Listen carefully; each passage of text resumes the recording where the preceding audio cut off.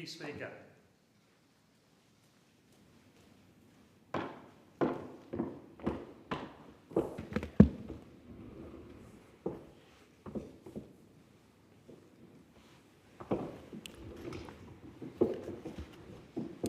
Are there any constituency statements by honourable members? I call the member for Griffith. Thanks, Deputy Speaker. It's frankly madness that Australia doesn't already have dental under Medicare. And it's deeply disappointing that this government and this Labor government refuses to expand Medicare to cover dental care. We know that in one year, 2.3 million Australians skipped or delayed seeing the dentist because they couldn't afford to pay for it. Now, in a cost of living crisis, we know that there are millions of Australians right now already struggling to pay the rent, already skipping meals, but if they do have a tooth infection or a toothache or oral health problems, right now they have to skip seeing the dentist because for some reason our public health system doesn't cover one of the major components and often one of the most important components of our health and healthcare. In 1 year, in 2021, 20,000 Queenslanders were admitted to hospital because of preventable oral health and dental health problems. We know that 44% of low-income older residents often skip seeing the dentist because they can't afford to pay. It is unacceptable that in a wealthy country like Australia, where fossil fuel corporations get away with making billions of dollars in revenue and often paying $0 in tax, that this government can't find within itself to raise taxes on big corporations and billionaires and use that to fund covering dental under Medicare. If this government really cared about Medicare, the way to defend it is to expand it to cover every part of our body. Like, what is the rational reason why our Medicare doesn't cover oral health? If you chat to any emergency ward nurse, if you chat to anyone in the public hospital system, they'll tell you that they see people being admitted to ER wards with oral health infections, with tooth infections, tooth abscesses, heart conditions that are caused as a result of not being able to afford to go to the dentist and get a cheap checkup. The reality is that if we did bring dental under Medicare, it would save funding over the long term for the government because preventative health and making sure people can go and get a checkup or go and get that tooth filling rather than waiting a couple of years and going to the emergency ward with a massive tooth abscess and infection and potentially heart disease as a result of not being able to go there, well, the cheap checkup is a lot cheaper to the public health system than the admission to the emergency ward. We know that in 2010, in the balance of power, the Greens were able to get dental into Medicare for kids, 3.4 million kids. And the next time the Greens in the balance of power and potentially after the next election, the next thing we're going to fight for is making sure every Australian in this country has dental under Medicare and can go to the dentist and get a checkup for free. I call the Minister. Thank you, Deputy Speaker. A few weeks ago, I had the opportunity to bring people together to celebrate the extraordinary contribution of volunteers from across the Scullin electorate through the Scullin Volunteer Awards, an annual event, part of National Volunteer Week in late May. Now, of course, volunteers play critical roles in our society, helping build and sustain stronger, resilient and supportive communities at a local, national and indeed international level. Volunteering is inspirational. Volunteers give their time, energy and skills to support others and often gain some personal satisfaction from that too. And so the purpose of the Scullin Volunteer Awards is to acknowledge all those community members who have been making significant volunteering contributions to the community. And I think about people like Amanda Roger and Halime Apogo from the Layla Neighbourhood House, who've been involved in a process that's not just about revitalising a physical space, but giving so much back to a community they love. Similarly, Leah Thornton and Petkana Parmakovska, who dedicate so much of their time, their energies, and in Petkana's case in particular, her extraordinary crafting skills, to the Thomastown Neighbourhood House, constructing local community projects. The projects which have been developed by these four amazing people have significantly enhanced community engagement, making the area safer and more supportive, particularly for younger families new to the area.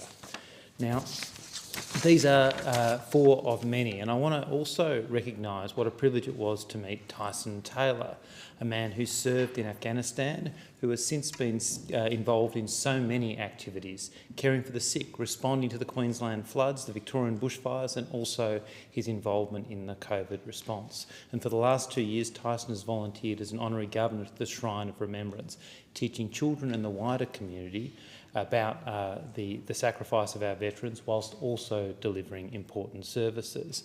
Another volunteer I want to particularly recognise is Peter Charles Duncan, who not only served in the Australian Army for over 42 years, but has volunteered for the Royal Children's Hospital Good Friday Appeal for more than 53 years, in addition to his role as an active member of our local Epping RSL committee. I also think about people like Judy Franklin, Puneet Titku and my friend John Fry, who have been part of the Whittlesea Community Connections LTP program, helping young people, particularly new migrants and often people from refugee backgrounds, get their Ps, such an important connector to the possibilities of work and wider social connection. It was such an honour to be in this room filled with so many people who have given so much to so many others. I want to thank all of those volunteers, but also those who have taken the time to recognise the service of those they know who contribute so much to those around them. I call the member for Nichols. Thank you, Deputy Speaker. As we know, in April there were a range of rallies around this nation which expressed the frustration and the anger about the scourge that is violence against women and family violence. I attended one of those rallies in my electorate in Cobram, and that community had just been through a tragedy of a woman losing her life, and the rawness and the anger was palpable. There were many speakers that day, one of whom included Nicole, and she spoke of her experiences of violence and coercion at the hands of a partner, and she was disappointed in the way that some in the community had not taken her experience seriously. And she and others spoke also about systemic failure in many cases in relation to apprehended violence orders. And what struck me, there were many placards, Deputy Speaker, that day, but the one that affected me the most was this placard that said, "What do we want? Peace in men's hearts." And I said at the time, after the event, that I think most men do have peace in their hearts, but for those who don't, if you reach out and get help and change your behaviour, you have courage. And if you allow your anger and your problems to spill over into hurting women, you are a coward. On Tuesday, I co-hosted a forum with Senator Pocock and the member for Cowper, amongst others, in which we tried to unpack some of these issues. The overwhelming sort of impetus for the forum and the discussion, the start of the discussion was that men need to be in the room and men need to be in the conversation and men need to be welcome to be in the conversation. So the all men are sort of toxic and broken narrative doesn't help us to get where we need to. Heard from many people, including Dr. Zach Seidler, who made some excellent points in relation to the causes of this violent behaviour, and he made the point that young boys don't think they're going to grow up to hurt women. So something happens in between as they're growing up that's a source of deep unhappiness, and we've got to find ways to intervene as a community, as a society, to try and stop that unhappiness and those problems spilling over into violence against women. He made a number of other points, including that culturally we need to make it that so we're proud of our girlfriends, wives, partners' achievements, and so that sense of equality exists.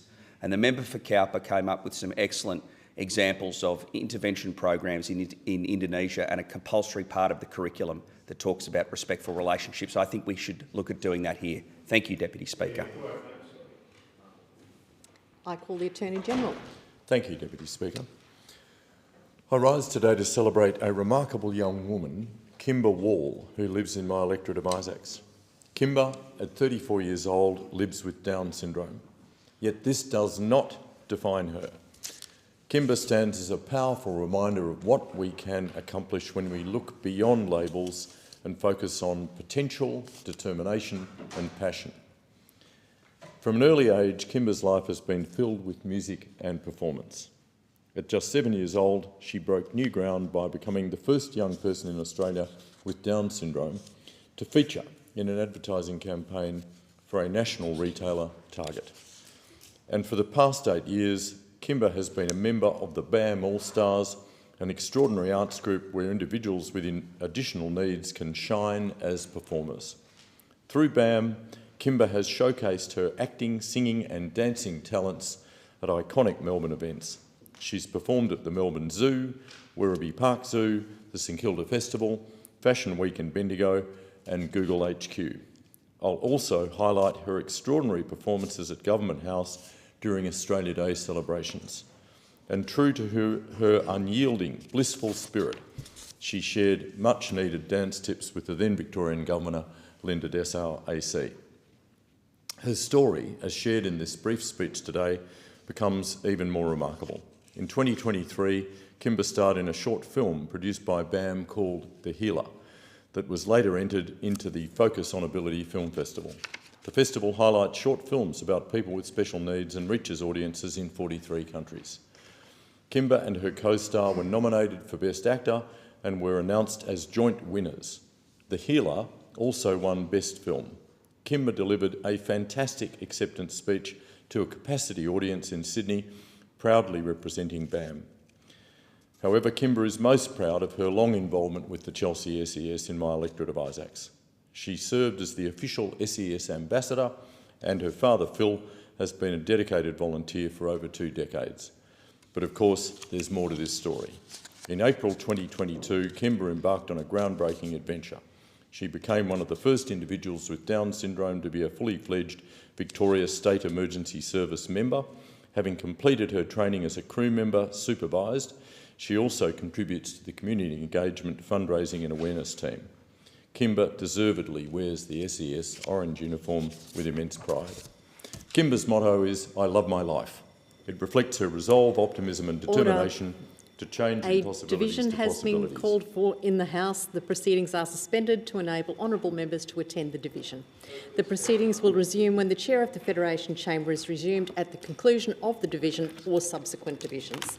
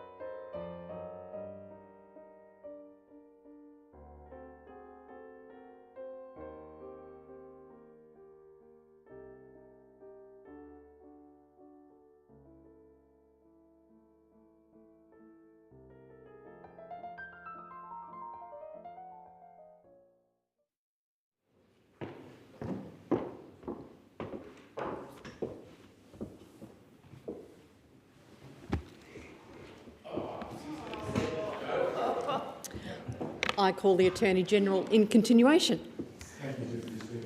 It's her resolve, optimism and determination to change impossibilities to possibilities. Her untiring positive approach inspires and motivates genuine inclusion for those around her. Kimber Wall. Can the Minister have a little bit more time, please?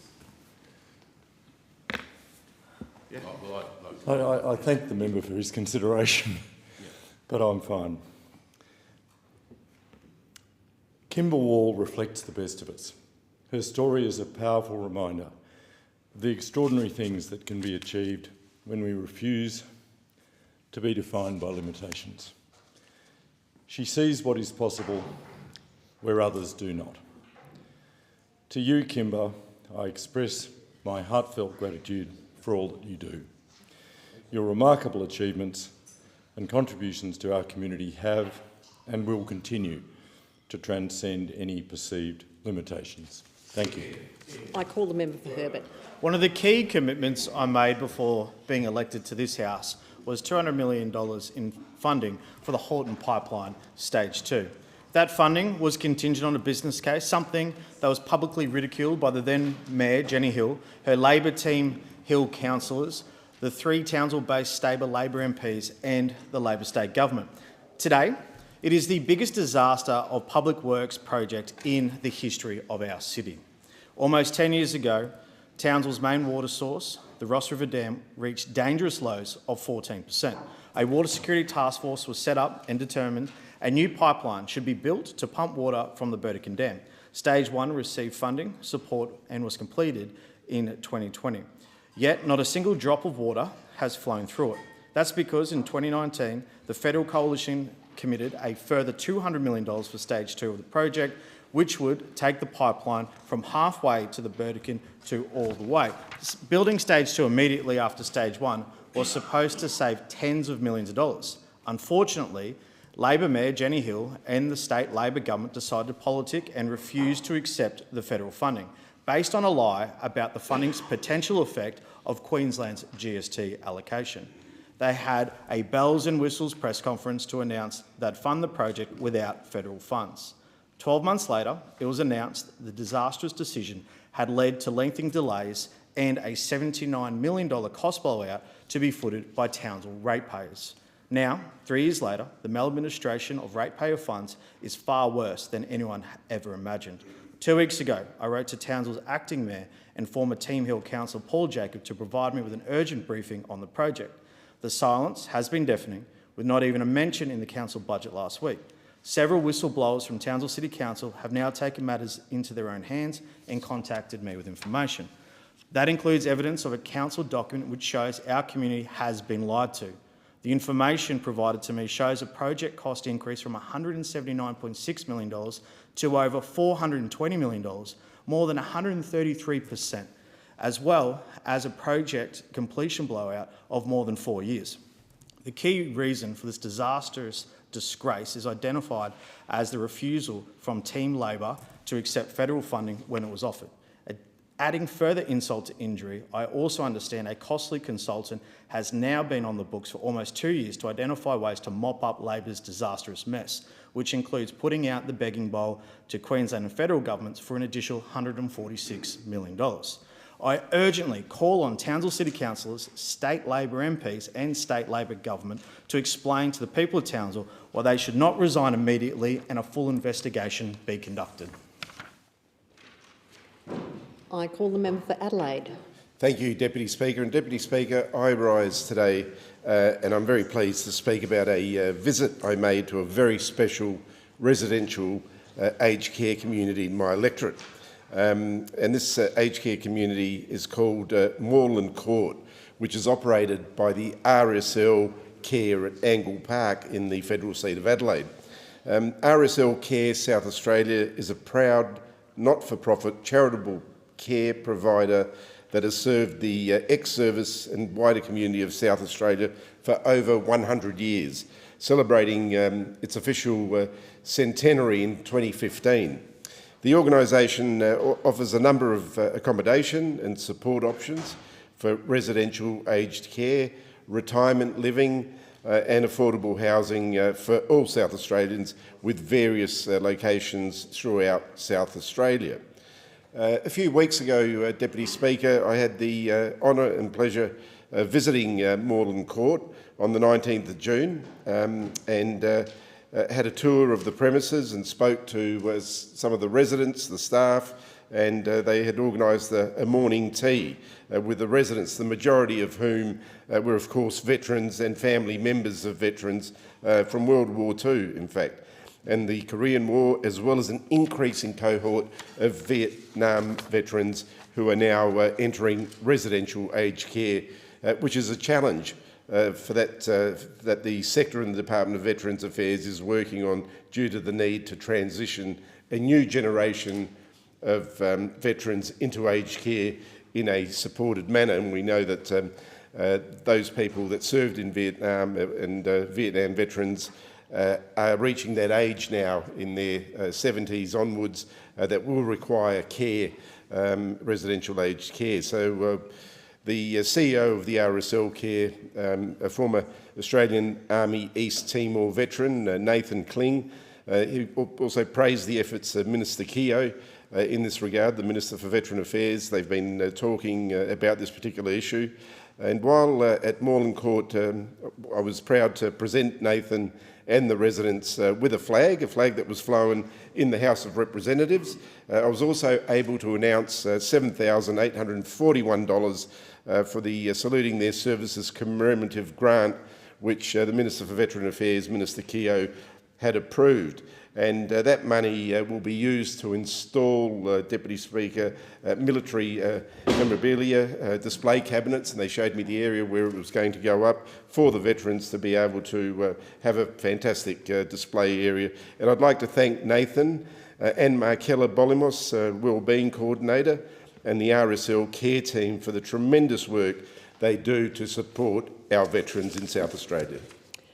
I give the call to the member for Monash. Deputy Speaker, thank you for the call. Another dose of Monash common sense from Russell Broadbent. One thing that I've always held up very high as the member for Monash and formerly Macmillan and Coronella before that was that I had a duty of care, not only to the people that I represent locally, but to the nation.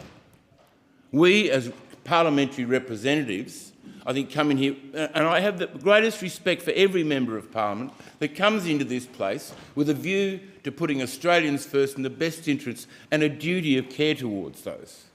And in that process of duty of care, have you ever thought for a minute why there isn't already a nuclear plant here in Australia? Well, we have one, but I mean a major power plant.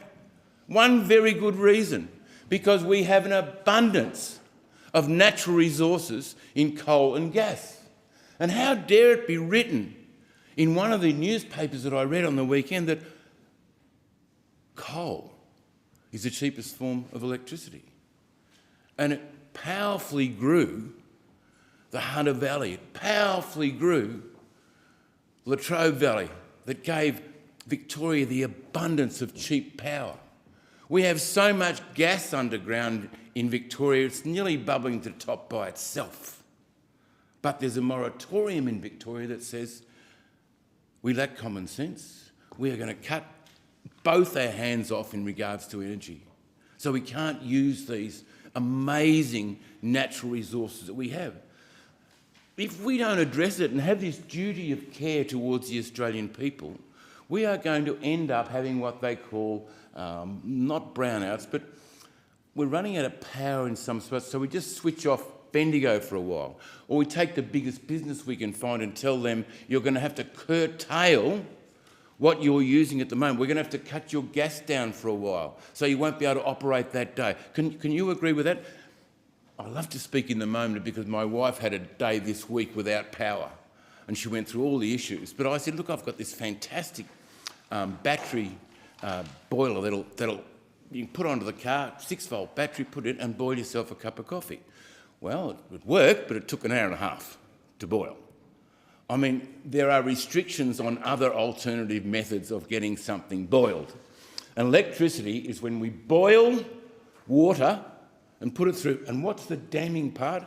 Where do people attack us? What they do, they come along and say, look at this pollution in the Latrobe Valley. And they show a picture of steam coming off the cooling towers. Yes, you can see the smokestacks as well.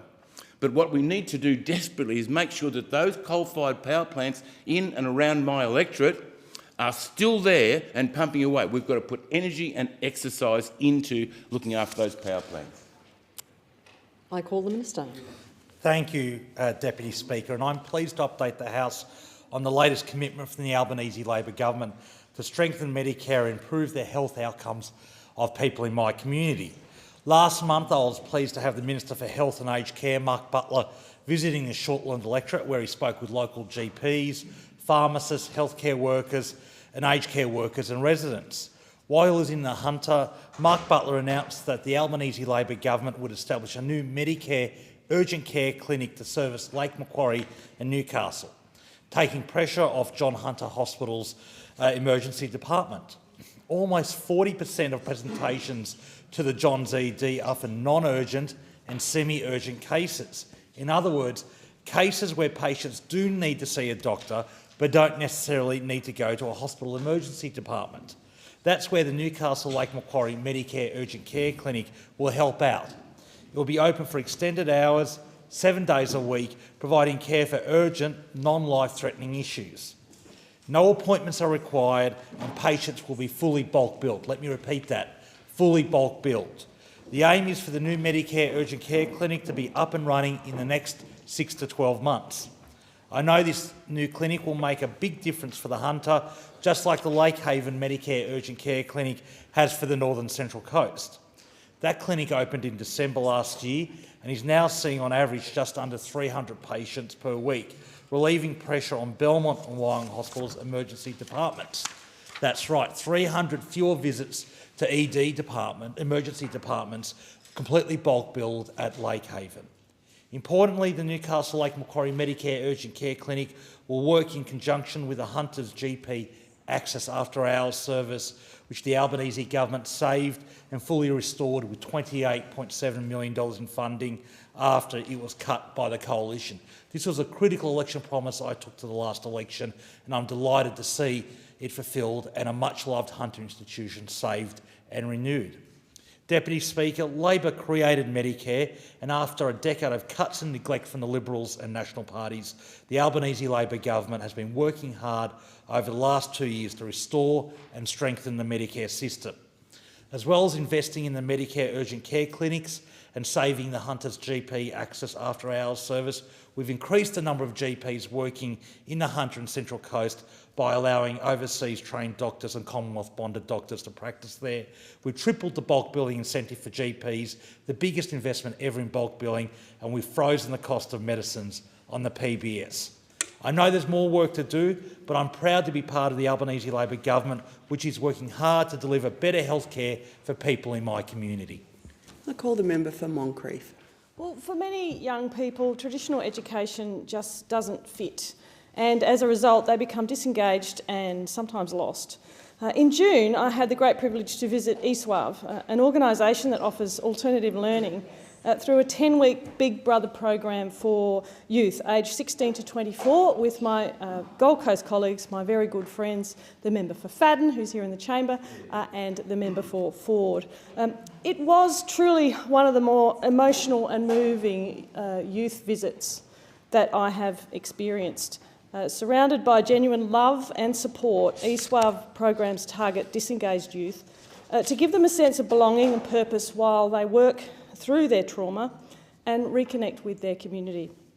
ESWAV founder Joseph Tapuni Fromont established the organisation in 2020 to offer young people life skills, development, education and employment pathways. And over 230 young men and women have participated, and 90%, a very high rate, 90% have found employment and been reintegrated with society as a result of the programs. And during the visit, we were welcomed into their inner sanctum to witness the group of young men and women receive their light green T-shirt, and worn as a badge of honour for those young people that have gone through the program. It signifies their completion to join also the ESWAV family for life. So they belong at East Wave after that point forever. And these sorts of learning models are on the rise because they're proven to work and have such a profound impact on the lives of young people. Another organisation is Busy Girls Plus in Southport, an example of an alternative education setting for students who don't fit that traditional model. And I was also very grateful to join the Busy team, along with State Member for Southport, Rob Mulhook, for the official opening of the newest campus. Busy Girls Plus provides an alternative approach that has already supported hundreds of young people to regain their confidence, graduate with their Queensland Certificate of Education and start a career path. With limited student numbers, smaller classroom sizes and individualised learning, the Southport campus provides young women with an opportunity to re-engage with their education in a more supportive environment. And Busy Schools are part of the Busy Group, a not-for-profit organisation that delivers a range of employment services, apprenticeship support and vocational skills training across Australia. And Busy is an acronym for Backing Unemployed Southport and Surfers Youth. And it was founded by a Gold Coaster, Martin Punch, over 45 years ago, with the goal to change the lives of homeless and young people on the Gold Coast. So I look forward to seeing these two organisations grow to support thousands more Gold Coasters who need that extra help and support. Well done to those two schools. In accordance with Standing Order 193, the time for members' constituency statements has concluded and I call the clerk. Private members' business, notice number 1, motion relating to public schools. I call the member for Griffith. Thanks, Deputy Speaker. I move the motion relating to public schools and the terms in which it appears on the notice paper. If politics is about choices, why is it that this Labor government chooses low taxes for billionaires and big corporations and then chronically underfunding public schools? We know right now that only 1.3% of public schools across Australia are fully funded under the Gonski scheme, and that's really the schools in the ACT. Queensland public schools alone this year will be underfunded by the tune of $1.7 billion. In my electorate of Griffith, that's $53 million in 2022, which means schools like Cavendish Road State School, underfunded by $4.8 million, Balmoral State School, underfunded by $2.4 million, Whites Hill State College, underfunded by $2.5 million, Narberthong State Special School, underfunded by $28,000 per student. This has awful impacts on our public education system, and it beggars belief that when Australia is one of the wealthiest countries in the world, when fossil fuel corporations and big corporations like Coles and Woolworths and the big banks can record profits, the Commonwealth Bank alone recording a $10 billion profit, $10 billion, enough to fully fund public schools, but it's going into the coffers of the Commonwealth Bank in terms of profit instead, that the government does have the power to raise taxes on those big corporations and fully fund our public schools. Instead, they choose low taxes on big corporations and chronically underfunding public schools. Now, the impacts are many and disgraceful, frankly, in a wealthy country like Australia. We know that over the next few years, 40% of public schools surveyed are going to run out of space. They're going to run out of space. We're talking about mould in classrooms, air conditioners that don't work. But more importantly, in a way, what it does do is deprive students and teachers of the time and resources they need to provide the best education they can. Ask any public school teacher and they'll tell you they're chronically overworked, classroom sizes are too big, and often they're having to dip into their own pockets just to cover the basics to make those schools function. Not only that, but the idea of free public education in Australia is a bit of a lie, because every parent knows, or the vast majority of parents know, that schools will go and ask them to pay voluntary student fees, which often means if they don't pay them, that their kids don't get to participate in sport or any of the other extracurricular activities. Which means right now we have a system where parents of public school students are having to pay extra just to make the school function because the federal government refuses to fully fund public education. In fact, what we know is that over the last few years, the Productivity Commission found that real funding per student on government spending on private schools grew by 3.7% a year in the decade to 2022. That's a 60% higher growth than for public schools, which only saw a 2.3% annual increase. So there was more increase in funding for private schools than there was increase in funding for public schools. We know that 5 private schools over a decade spent more money on their facilities than 3,000 public schools. That is deeply unacceptable, again, in a country in Australia that apparently prides itself on equal opportunity and egalitarian society. Now, the other impacts are many. So if you have a situation in a cost of living crisis where especially schools in working class areas or poor areas where parents don't have less capacity to pay, it just means those public schools get less funding. And what that means is teachers can't be paid as much as they can. Schools can't hire as many teachers as they need to hire. And so we have a flow-on effects where teachers have been chronically overworked, experienced teachers have been burnt out as a result of having to deal with much too large classrooms and much too high workloads. And then we're losing experienced teachers, which puts more burden on new teachers coming in, which increases the burnout. And that's partly what has caused the massive teacher shortage across Australia. Because what we know, especially in rural and regional areas and poorer and working class areas, it's tough for those teachers and for those families who can't afford to pay more to the school to offset the chronic government underfunding. And then they have to deal with difficult situations in a classroom, but they don't have the funding or support to do it. Now, what we know is despite all of that, public school teachers do a heroic job, as do PNCs and student and parent committees, making up for that chronic underfunding. But why is it that so often the burden falls on teachers and students and parents to make up for the fact that the government has chosen, for whatever reason, to choose low taxes for big corporations and chronic underfunding of public education? Now, the frustration here is that they could fix this, they could tax big corporations and they could fully fund our public schools. Is there a seconder for the motion? I second the motion. Member for Ryan. The question is that the motion be agreed to, and I call the member for Lingiari. Thank you, Deputy Speaker. And I thank the member for Griffith for bringing on his private member's motion in relation to school resource funding standard, because it gives us an opportunity to talk about how the Albanese government is determined to make our education system better and fairer, and particularly for electorates like mine, which not only has regional, but certainly many remote schools that have been for a long time underfunded. $16 billion is being invested as additional funding, representing the biggest ever increase in government Commonwealth funding to public schools. Our government is committed to working with the Northern Territory Government to get every school to 100% of its fair funding levels. Most schools across Australia have already had the formulas in terms of Gonski at a level, and could we put more resources and funding? Absolutely. But if you look at the Northern Territory alone, and particularly our remote communities, if we talk about discrimination, the Northern Territory remote schools, certainly Gonski funding was negligible.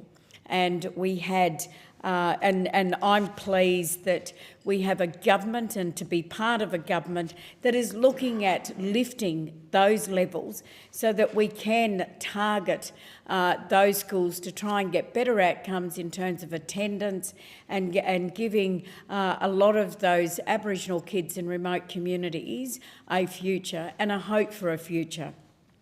So on the 13th of March, Deputy Speaker, the Commonwealth and the Northern Territory Government signed the statement to increase funding to all public schools in the Northern Territory Government or in the Northern Territory to 100% of the school resource standard by 2029. And that is significant because, as I said, particularly for remote communities and regional towns, the funding was simply not there. Under the agreement, the Australian Government will invest at least an additional $737.7 million from 2025 to 2029 in Northern Territory public schools. The Northern Territory Government has committed to invest an additional $350 million over the same period. That is a substantial injection in funding, particularly into public schools in the Northern Territory. This funding will be targeted to the most disadvantaged schools first and implementing important reforms that will improve student outcomes. Our most disadvantaged students will greatly benefit from this extra funding. The funding that is available, the more teaching resources we can get into classrooms, and the more likely we can get our kids to focus and learn. There are many challenges facing the Northern Territory with high concentration of disadvantage, Deputy Speaker, and I agree with the member for Griffith. We have to support our teachers, and we've got a lot of teachers doing it tough, particularly in our remote communities. And when I travel throughout the Northern Territory in areas in my electorate, I have to applaud those teachers that are doing a fantastic job, and they do it tough, but they stay there because they care, because they want to give those kids a future. And that's what we've got to work towards. Is the funding good enough? It never is, because we're starting from a very low base. But I am pleased to be able to stand with Linda Burney as the Minister for Indigenous Australians, but Jason Clare as the Federal Education Minister, and the 40 million that was injected into Central Australia, particularly to look at learning on country and to be able to turn around the really tough statistics in terms of getting our kids to go to school every day, but to give them a better start in life. So, you know, is it perfect? No, it's not.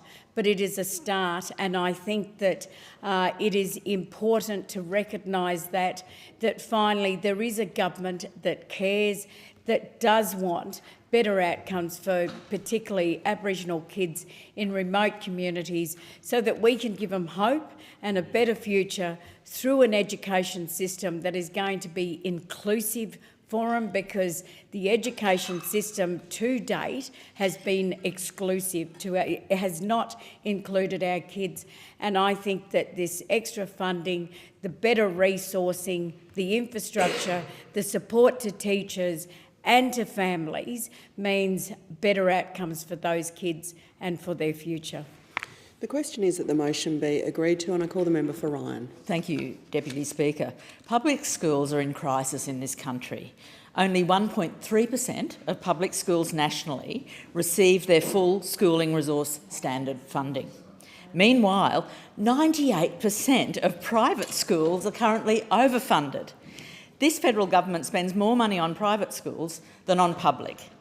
This underfunding of public schools is having real consequences for students across my electorate and across Australia.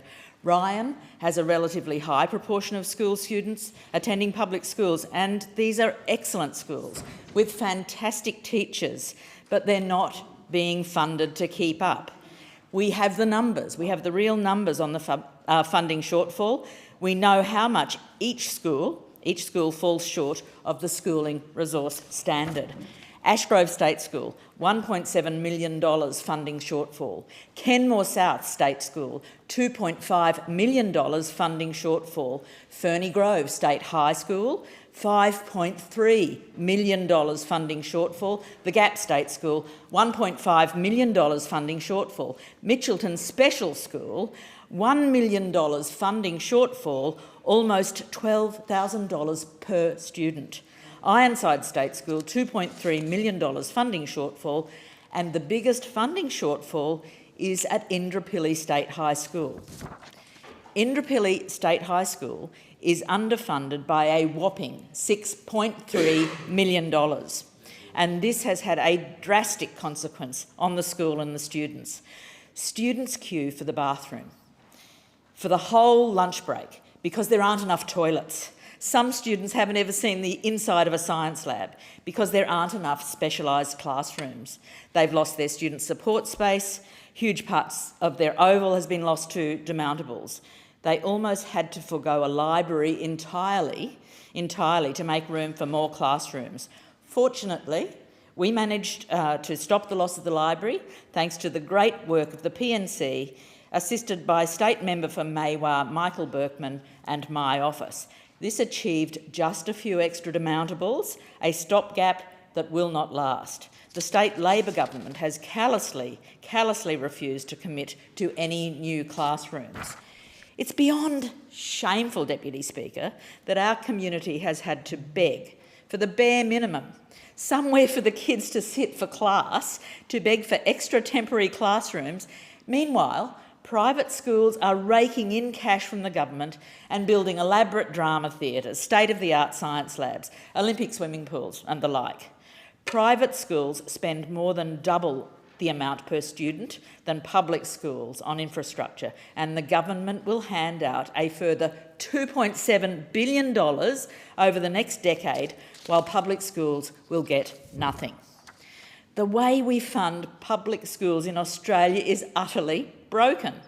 Every child deserves to have access to a good education, no matter their background. It's fundamental for their well-being, and it should be regarded as an investment in Australia's future, not a cost that governments try to weasel their way out of paying. And yet this year, in Queensland alone, public schools will be underfunded by $1.7 billion. $1.7 billion. That's $3,000 per child. That's not just a dollar amount for our communities. This is kids missing out on music classes, Deputy Speaker, sport, or a functioning library. It's not having enough classroom teachers and teacher aides. Our amazing teachers and teacher aides, already overworked, are picking up the slack, regularly working weekends. It means that children who need extra support to learn go without. In fact, public special schools are underfunded by a minimum of $11,000 per student, and tragically, for some schools the figure is much higher. And that's not to mention increasing out-of-pocket costs for parents for supposedly free public schools, thousands of dollars every year for each student, for laptops and iPads, for stationery, textbooks and school excursions. It's unacceptable that parents are having to close this funding gap due to government failure.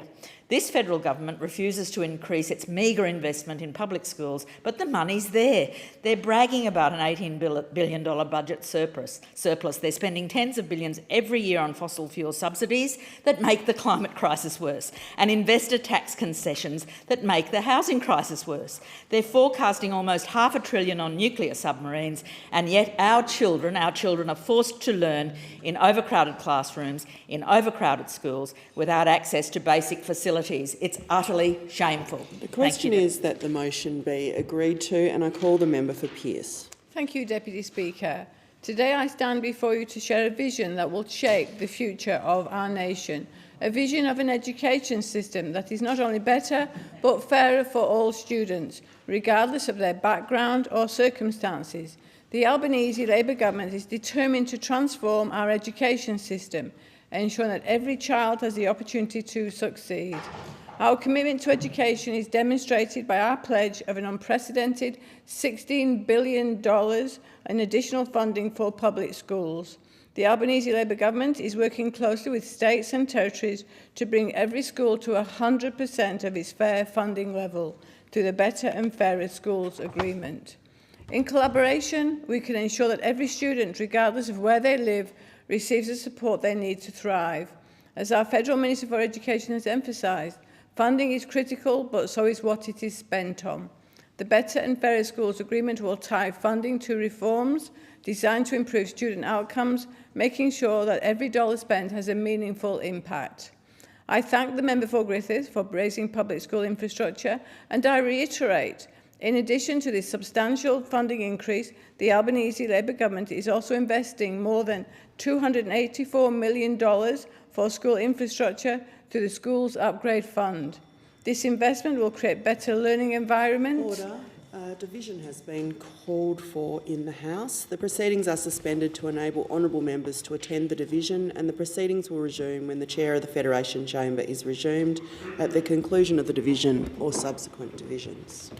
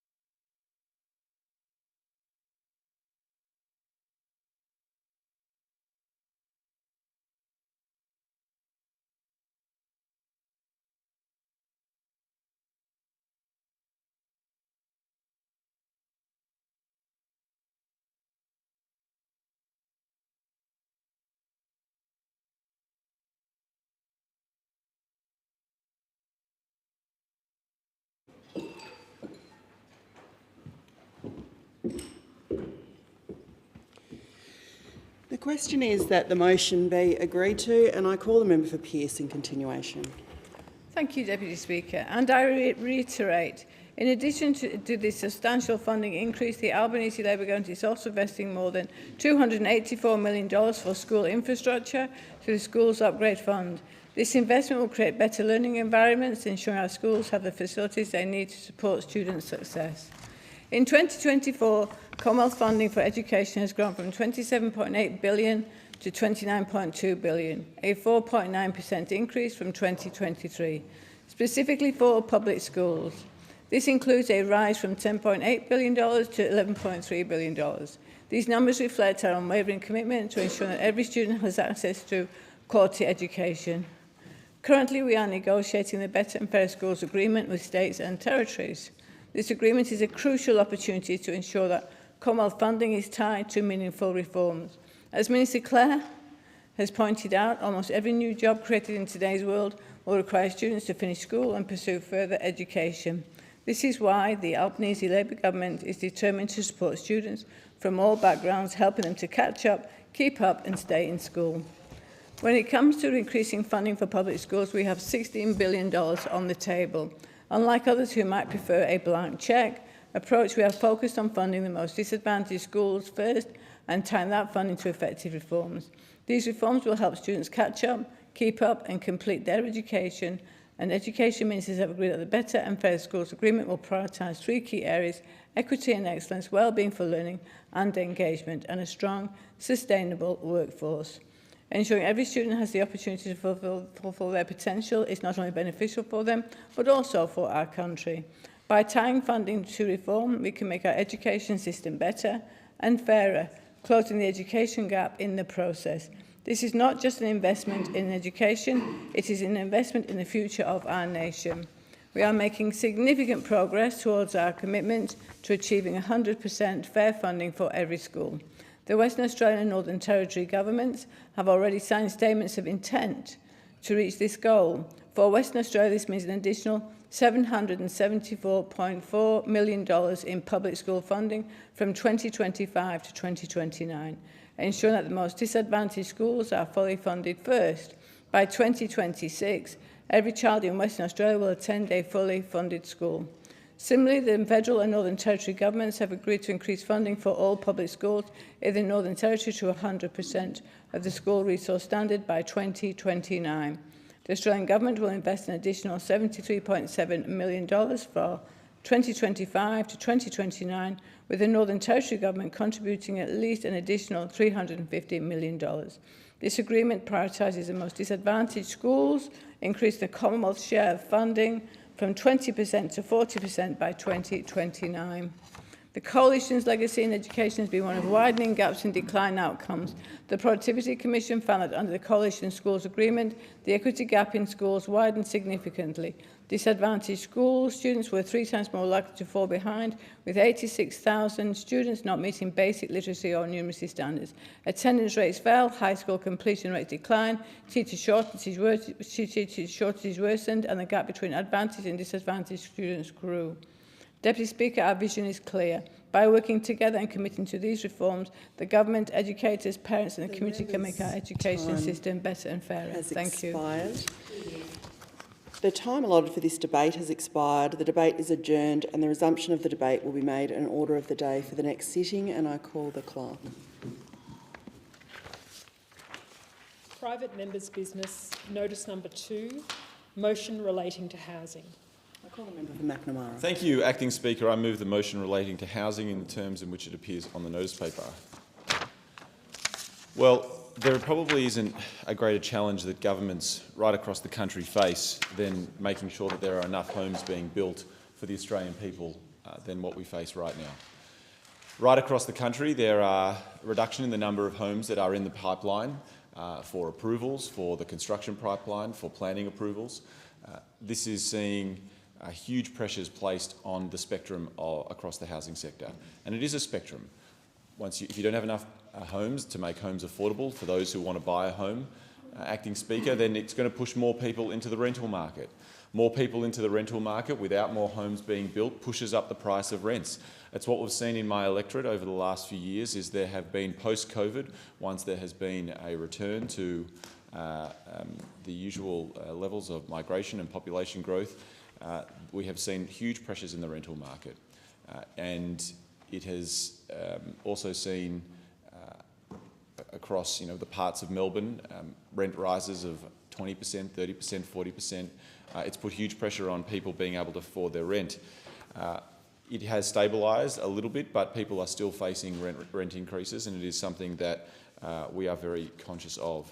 That also pushes more people outside of the private rental market. It pushes more people into the social and affordable housing market, and it means that we need to keep up with the growing list of people who need to access social and affordable homes, including people who are fleeing their home for domestic violence, young people who are whose home is not safe to be in, and especially also we recently had an event where we had the Housing for the Aged Action Group here in Parliament, and they were we heard from people who had experienced homelessness, especially two really inspiring women who talked about their experience as an older woman who faced homelessness, and it was a reminder that we must do more in this place. But it is a bit of a perfect storm at the moment, Acting Speaker, where you have a high price of producing a home. The timeline for approvals, especially in different states and territories, can be very, very long. The incentives for developers to build enough homes for the private sector is really pushing against the industry. And what that means right now is that we have huge targets, but there are a lot of challenges that we need to overcome in order to meet them. And this is an extremely important job. I am heartened, though, Acting Speaker, that this government and the Albanese Labor government understands that the federal government cannot wash away its responsibilities in the housing sector, but we have to be at the table. We have to be at the table working with states and territory governments to ensure that we are not only investing in social housing, but we are working with them to try and increase the number of homes in the pipeline through a housing accord, through the plan to build 1.2 million homes over the next 5 years. There are going to be people who are going to use every single opportunity to oppose housing in their local community. People who are going to be stamping up and down, saying that we don't want any development, we don't want any new homes. But what is that saying to the kids and the young people and those people trying to get into the housing market every time you either have a member of the Liberal Party or the Greens, famously against any sort of development, the Greens. What does that say to young people who can't afford their home, can't afford to get into the housing market? Every time we have people saying no to any form of new housing in our communities, it's going to mean that those pressures inside the housing sector are going to get bigger. So we have invested in huge amounts of monies to incentivise the states and territories to move the development pipeline through quicker. We've also invested huge amounts of money investing in social and affordable homes, the Housing Australia Future Fund, which those opposite obviously didn't support the construction of 30,000 social and affordable homes, and they didn't support the construction of 4,000 places that were going directly to women and children fleeing domestic violence, which is part of what the Housing Australia Future Fund does. We need to build more homes, and we need to work across governments, and every single lever that we can pull, we need to do so. So this is a huge challenge. We need to build 1.2 million homes over the next 5 years, and we need to work across governments in order to ensure more Australians have a safe and secure house to live in. Is there a seconder for the motion? I second the motion and reserve my right to speak. The question is that the motion be agreed to, and I call the member for Haughton. Thanks, Deputy Speaker.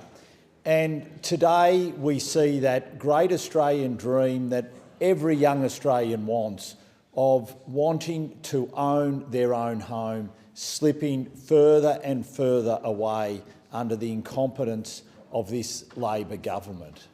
And it is a sad, sad reality for young Australians today that that dream is getting more and more expensive for them to have the chance to be able to realise. And what is the government doing? How many houses have they built?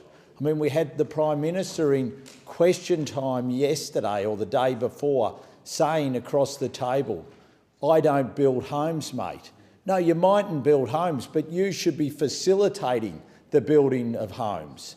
You know, the aim, 1.2 million homes, yet none have been built. None have been built. And it's all very well to have this fanciful dream of 1.2 million homes, but if your practical policies do not lead to those 1.2 million homes being built, then especially for young Australians, those who are struggling with rents at the moment, the reality of ever being able to move into your own home just disappears further and further from you.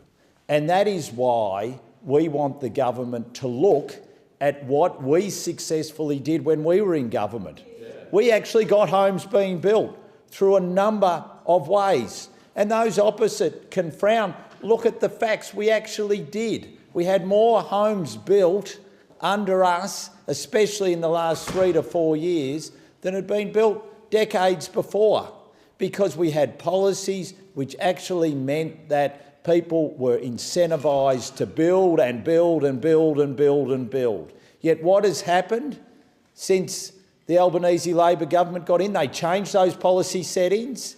They said, oh, we've got to consult, we've got to dream up new policy approaches, we've got to bring the states on board.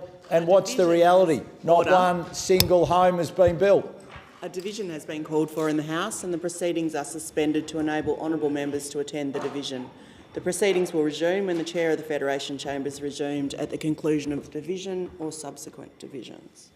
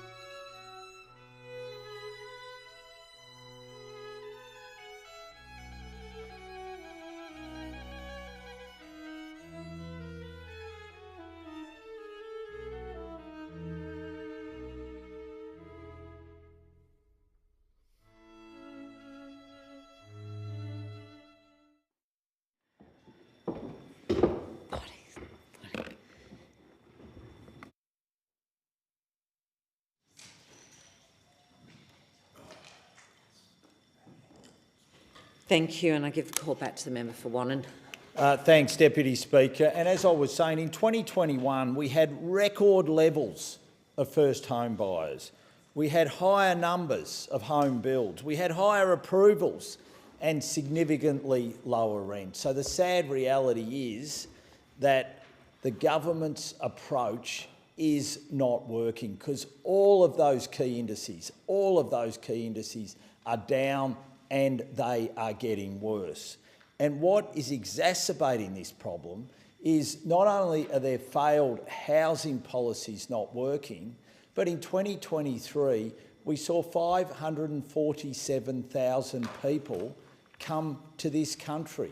So under the government's policies, we haven't seen one home being built as a result of their policies, and yet we've seen record levels of people coming into this country. So the imbalance is completely and utterly wrong. And I must say, when I look locally in my electorate, we're starting to see those pressures play out. We're seeing people write to me saying that rents are becoming unaffordable. I'm seeing local builders saying to me they cannot get the development approvals quickly enough to get the homes built. And we're seeing the timber providers of the homes into Australia, AKD in my electorate provides over 20% of that timber, saying that the demand is not there for that timber at the moment. So everywhere there seems to just be failure when it comes to getting our housing policy right. Now, the Australian people need to know that housing will be a key plank of our policies at the next election. And we will be doing everything we can to make sure that young people can realise their dream of owning their first home, and that rents start to come down and not face these unsustainable increases that we're seeing under this government. People's ability to have a roof over their head is essential to their well-being. And none of these policies that have been outlined in this motion are working. We need to go back to the policies that were working, that were seeing record levels of first home buyers entering the market, not the lowest levels we've seen in years. That is what the approach that we will take will be. Thank you. Time's expired. Member for Boothby. Thank you, Deputy Speaker. Well, I have to say I'm absolutely shocked and surprised at the previous speaker's self-congratulatory tone. I spent the last decade, much of it, working in the homelessness and housing sector, and I can tell you that from the position of the people on the ground and the sector, you were not doing a fantastic job. We could not find housing, particularly in the social and affordable housing end. Could not find. Homelessness was going up. You wouldn't speak to us. It was an absolute disaster. We had 52-bed properties for Catherine House in Adelaide, and they were constantly full. Those beds were constantly full. We had a waiting list of 20 to 30 people at any time, and this was only for women who were unaccompanied, so adult women who didn't have children with them. That was the specific criteria we're talking about. All of the other sectors, the ones that dealt with women and children, the ones that dealt with men, the ones that dealt with families, had similar situations. Queues out the door, phone calls with desperate people all the time wanting to come in, and we had to say to them, I'm sorry, we're full. We'll put you on the wait list. You're rough sleeping, but we will put you on the wait list. And when a bed comes up, then we can get you in. Now, we can only get a bed open for a new person to come in when we've managed to move someone out. So we've managed to find them a house or a home. So the houses and the homes that we were trying to access, that was the bed blocker that was keeping people on the streets under those opposite in the last decade that they seem to think was all absolutely fantastic. So that was an absolute eye-opener for me, being somebody who's actually been in the sector and actually talked to the homeless people, the people experiencing homelessness, and heard their stories and heard their desperation. So Housing was always the rate limiter. We would have somebody come in, we would spend an average of 43 days working with them, resolving the issues that had brought them into homelessness, resolving the issues that had arisen since they'd been homeless. So health issues, legal issues, always financial issues, because if you've got money, you've got more options, all those sorts of things, and then we would have to find them a property. And not all houses are the same, and not all houses suit everybody. So if you want to reunite with your children, then you obviously need a multi-bed property. If you have a pet or a dog, then you'll need something with a backyard. Some people are happy to share homes. Others, particularly those exiting domestic violence, do not want to share. They want to be able to shut the door at night and know that they have complete control over who is in their environment. So we needed a whole range of properties, a whole range of housing suitable for different people's situations. So this government's focus has been on housing, on providing all of those different types of housing across Australia for key workers, for veterans, for women and children escaping domestic violence, social housing, affordable housing, different types of housing. And this is very welcome. We have had a shortage of housing. It hasn't just arisen, as those opposite seem to think, in the last 2 years. It has actually been, let's be honest, decades coming. And there's a whole range of reasons why that's happened, including Airbnbs taking properties out of the market and into the hotel-motel market. We have a lower density of people living per house at the moment. So post-COVID, a lot of people prefer not to share. They're working from home, they need an extra bedroom. So we actually now have, I think it's about 140,000 extra properties need to be found purely because of that lower density of people per house. So this government is working on a whole range of strategies. Our big block, of course, is trying to get these strategies through the Senate. So we have a range of different strategies because it's not going to be a one-size-fits-all in terms of getting these properties built. But every single piece of legislation that we have taken up to the Senate has been delayed by those opposite and the Greens political party, both of whom say that housing is a priority for them, and yet they delay and delay. So next time they're out in their electorate, when they're actually talking to young people or families who can't find a house, I'd like them to explain how long they delayed. We know it takes a while to build a house, but the faster you get building, the faster the house will be completed. Thank you, Deputy Speaker. Give the call to member for Indi. Thank you, Deputy Speaker. I thank the member for Macnamara for his motion and for the opportunity to speak about the ongoing housing crisis in regional, rural and remote Australia. Across Australia, homes are more expensive and take longer to pay off than at any point in my lifetime. Consecutive interest rate rises and the cost of living are making it incredibly hard for those with a mortgage to make ends meet. It's no better for renters. With vacancy rates below... a division has been called for in the House. The proceedings are suspended to enable the honourable members to attend the division. Proceedings will resume when the chair of the Federation Chamber is resumed at the conclusion of the division or subsequent divisions. Thank you.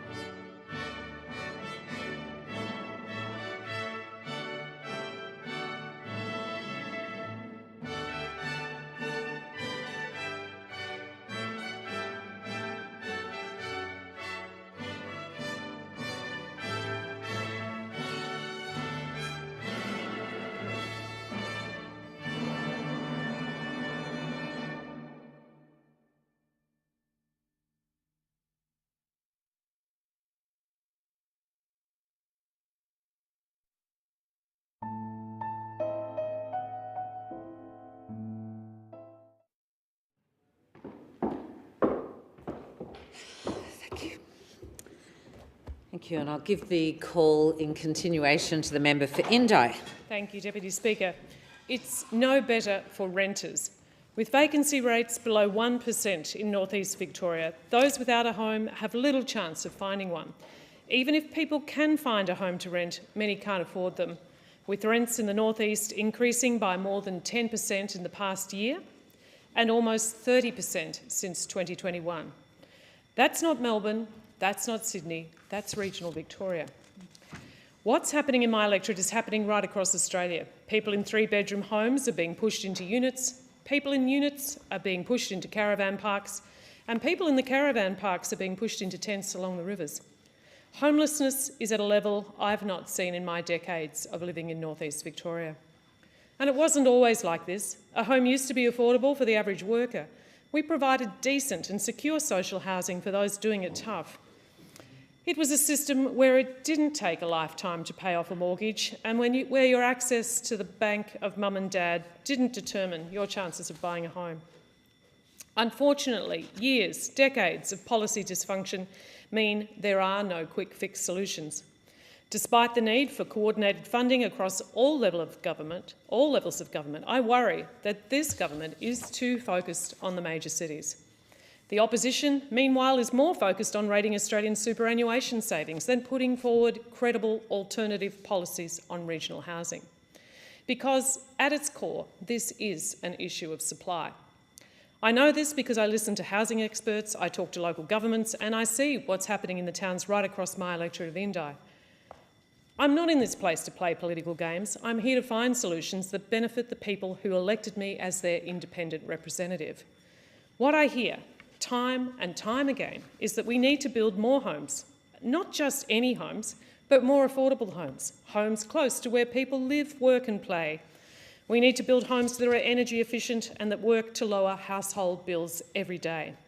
And we desperately need more social and affordable housing, with thousands of people on social housing wait lists in my region of North East Victoria. I know that regional Australia has the tools to build its way out of this housing crisis. Local governments and utility providers are ready to build new housing, but a lack of funding for critical enabling infrastructure is holding them back.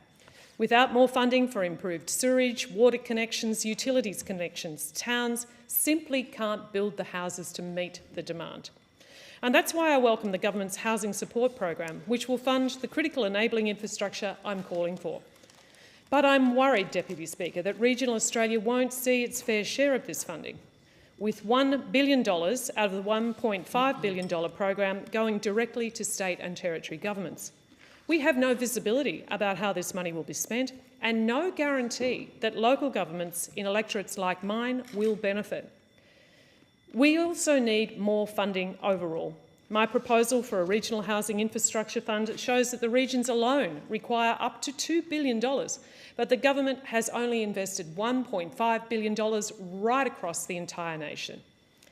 A regional housing infrastructure fund would guarantee that regional communities get a fair share of government housing funding, and my common sense policy is backed by the serious players in regional housing. It was backed comprehensively at the Regional Housing Summit back in February. We cannot forget about regional Australia when it comes to solving the housing crisis. Regional towns and cities are ready to build the housing of the 21st century, housing that is affordable, energy efficient, well located and ready to receive those workers who want to live and work in regional Australia. My policy is clear and I'm prepared to work with anyone in this parliament to benefit the people of Indi and communities like them right across regional, rural and remote Australia. Member for Spence. Thank you, Deputy Speaker. I thank my colleague, the member for Macnamara, for moving this motion that allows us to speak on the sheer breadth and depth of the Albanese Labor government's housing agenda. This is an important issue, one that plays on the minds of families doing it tough across the country. Australia has faced a housing shortage for far too long, and we have been putting measures before this place almost from day one to address this. And we have funded these measures to match the size of their ambition. This motion recognises the urgent need for comprehensive housing reform and to see housing stock grow in pockets across the country. A motion that also acknowledges the Albanese Labor government's commitment to a $6.2 billion investment in the 2024-25 budget to accelerate housing construction. This significant investment is part of a broader $32 billion initiative aimed at boosting the supply of all types of housing, including public and social housing, affordable housing and homes for rent and purchase. The new $9.3 billion National Agreement on Social Housing and Homelessness is a cornerstone of this plan, supporting the delivery of 40,000 social and affordable homes under the Housing Australia Future Fund and National Housing Accord. Our government is providing up to $1.9 billion in concessional finance for community housing providers and other organisations operating in that space. Our government's goal to build 1.2 million homes by the end of the decade is both necessary and achievable. The Housing Australia Future Fund, with its $10 billion investment, is poised to make a significant impact. The National Housing Accord, which includes federal funding to deliver 10,000 affordable homes, matched by states and territories, is another key aspect of our strategy. This collaboration with state and territory governments, combined with investments in infrastructure such as roads, sewerage and community facilities, will ensure the successful delivery of these homes. By working together across all levels of government, we can overcome the barriers to housing construction and ensure that new homes are built where they are needed most. Moreover, the government's initiatives extend beyond just building homes. These investments are crucial to ensuring that new housing developments are sustainable and provide a high quality of life for residents. Our housing strategy also recognises the importance of supporting the construction industry. The industry has faced significant challenges in recent years, including supply chain issues and labour shortages. To address these challenges, the government is working to improve the supply of skilled construction workers through access to fee-free TAFE and targeted skilled migration. By investing in the workforce, we can ensure that the construction industry has the capacity to build in line with both the targets we have set and the funding we have allocated toward doing so. The South Australian Government, in partnership with the Albanese Labor Government, has demonstrated strong leadership in addressing the housing crisis. Through the Better Housing Future Plan, the South Australian Government has committed to spending $2.6 billion over the next 4 years to accelerate the delivery of homes. This includes boosting the release of land for residential development, expediting the planning process and tackling infrastructure challenges that limit development. One of the key initiatives is the Affordable Housing Initiative, which aims to deliver 1,000 new affordable homes across Adelaide by 2026. This initiative ensures that homes are exclusively available for eligible low to middle income households to purchase. By increasing the affordable housing price point for Greater Adelaide and supporting pathways for home ownership, the South Australian Government is making significant strides in addressing the housing affordability. The Malinauskas Labor Government is also investing $1.5 billion in water and sewer infrastructure to remove critical barriers to the construction. Division's been called for in the House. The proceedings are suspended to enable honourable members to attend the division. The proceedings will resume when the Chair of the Federation Chamber is resumed at the conclusion of the division or subsequent divisions.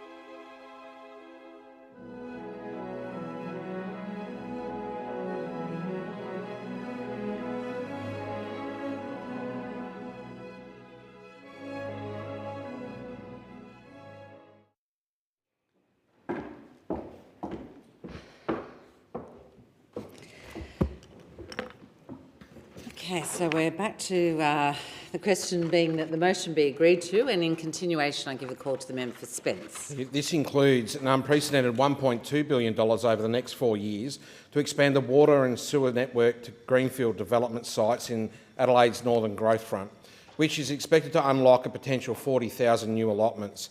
The changes include streamlining the code amendment process and resulting land division, which will significantly reduce the time frame to turn an empty block of land into a housing development. And these moves are in large part thanks to the good work of my predecessor, the former member for Spence, Nick Champion, who is now the South Australian Minister for Housing and Minister for Planning. These efforts complement the Albanese Labor government's housing reform agenda, an agenda that is generationally significant. By investing in social and affordable housing, supporting renters and promoting home ownership, we are addressing the housing crisis head on. I thank the House. Give the call to the member for Kooyong. Thank you, Deputy Speaker. A house is not just bricks and mortar. It's a stable, secure, safe place that supports our well-being and it informs our self-worth. A home provides stability for individuals, couples and families to stay in one location, to pursue education and employment opportunities and to form attachments in their community. A good home is the foundation of a good life, and in the middle of a housing crisis we can and should do much more to build more homes and to make renting a home more secure and affordable. Australia is in the middle of an unprecedented housing crisis. This problem has been decades in the making. It reflects a lack of effective planning and policy failure by both major parties. As a result, young people are being shut out of the market by rapidly rising house prices, which have outstripped wages growth for more than a decade. The private rental market in Australia has a persistent structural shortage of affordable houses.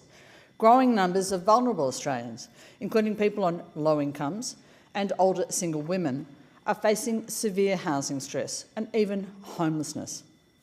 The number one problem is housing supply. Australia has amongst the lowest number of homes as a proportion of population in the developed world. The federal government has set a target for 1.2 million new homes by 2030, but on its current trajectory, we are not going to reach that goal. The government has to take more accountability for ensuring that it meets the target for new homes. This could include doing more to convince investors to allocate capital to residential starts amidst rising input costs and labour shortages, providing incentives and regulations to make sure that we can make better use of our existing housing stock, and provision of Commonwealth incentives to states and to councils to rezone land. The government's housing reform agenda and its commitment to provide more dwellings is commendable, but it's going to take too many years to achieve. With the rental crisis worsening, vulnerable Australians are under severe stress. In the short term, we have to do more to help people who are struggling to pay their rent. The recent increases in the Commonwealth rent assistance were welcome, but with an average increase of $10 a week per household, they fall well short of the average rent increases, which have been well over $50 per week over the last year. In line with the recommendation from more than 60 expert groups and welfare groups, the Commonwealth rental assistance has to be increased so that it more closely reflects the rents that people are actually paying, while the government works more quickly towards the long-term solution of building more affordable housing. In the middle of a cost of living and housing affordability crisis, we have to do more. We have to do much more to help vulnerable people struggling to pay their rent. And that includes women fleeing domestic violence and older single women who are at much greater risk of housing insecurity than are men. A growing number of women are retiring into poverty and are then going into a risk of homelessness. Women are retiring with less superannuation than men due to their history of a lifetime of part-time work, time out of the workforce to raise children, and the gender pay gap. This means that many older women are experiencing severe housing insecurity due to an increasingly unaffordable private rental market. In retirement, the spending needs of single older women are modest. Increasing the Commonwealth rental assistance payment could be the difference for them between a good retirement and homelessness. Deputy Speaker, a good home is the foundation for a good life. This unprecedented housing crisis means that we have to do more to help people who are struggling to pay their rent. We have to ensure that every Australian, including the young and including the vulnerable, can have a good life. Member for Adelaide. Thank you, Deputy Speaker. Deputy Speaker, the shortage of housing across our nation, which we know is contributing to housing unaffordability, soaring rents and homelessness, is a very real concern to members of this government. And I'd like to congratulate the member for McNamara for moving this motion about a matter of such grave national importance and highlighting this issue. It is critical that we build more homes all across the nation. And that's why this Labor government, this Albanese Labor government, has an ambitious goal of building 1.2 million homes by the end of the decade through our Homes for Australia plan. The 24-25 budget includes $6.2 billion, Deputy Speaker, in new investment to build more homes and support Australians, bringing our government's new housing to the fore in ensuring that we build those homes. Deputy Speaker, as I said, this includes the single biggest investment in social and affordable housing in more than a decade, with the $10 billion Housing Australia Future Fund now established and already generating returns. It's an ambitious target because it just has to be. And of course, to build this many houses, we need to work with all levels of government to ensure the necessary workforce and materials supply chains are in place to get those homes built.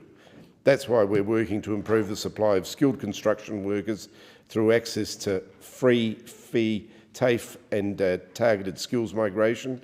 We've added an additional 320,000 fee-free TAFE places, including a further 80 million in this budget for priorities such as construction. Now, Deputy Speaker, this is obviously a matter of great concern in my home state of South Australia. And I know that the Housing Minister, Minister Collins, is working in partnership with the Housing Minister in South Australia, Nick Champion, who's the Minister for Housing and Urban Development, and they're working in partnership to provide more South Australians with a place to call home. So this Labor government's social housing accelerator will contribute $135 million to housing projects in South Australia, with community housing providers to provide an additional $60 million, Deputy Speaker. Now, as part of this first tranche of projects, this partnership is set to deliver 369 new and improved social homes across community and public housing projects, providing homes for approximately 606 South Australians. On the 23rd of May of last month, I was delighted to attend a sod turning smoking ceremony for Uniting project on Uniting on Second project with Minister Champion, the South Australian State Minister, to mark the start of Uniting's SA's latest affordable housing development in Bowden in my electorate. The $30 million plus project will include 70 new affordable homes. 36 properties will be available at affordable rents, while 34 will be affordable sales, providing a much-needed boost to this market. And this is in addition to a number of other affordable housing projects underway in my electorate of Adelaide, Deputy Speaker, such as the Wirra-Makanga 50 dwellings funded, at least 50 people housed, enables a further 71 affordable and 30 market rental outcomes to be delivered. 2 apartment building towers and Housing Choices SA are in charge of that one, together with partnerships. Uniting on Hawker, 24 dwellings, up to 36 people housed, a further 26 dwellings to be delivered, 14 affordable rentals, 6 market sales and 6 public housing. Townhouses for older women, specifically for females, and that's being the project's been done by Uniting SA Brompton.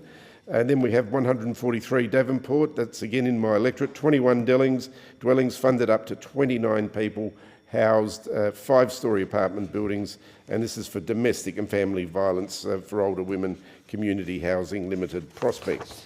And then we have another development at 164 Churchill Road, 20 dwellings funded, Up to 29 people housed, 5-storey apartment building, domestic and family violence, again specific for older women, by Community Housing Limited Prospect. So more social housing accelerated program projects are still under consideration and will be announced in due course, Deputy Speaker.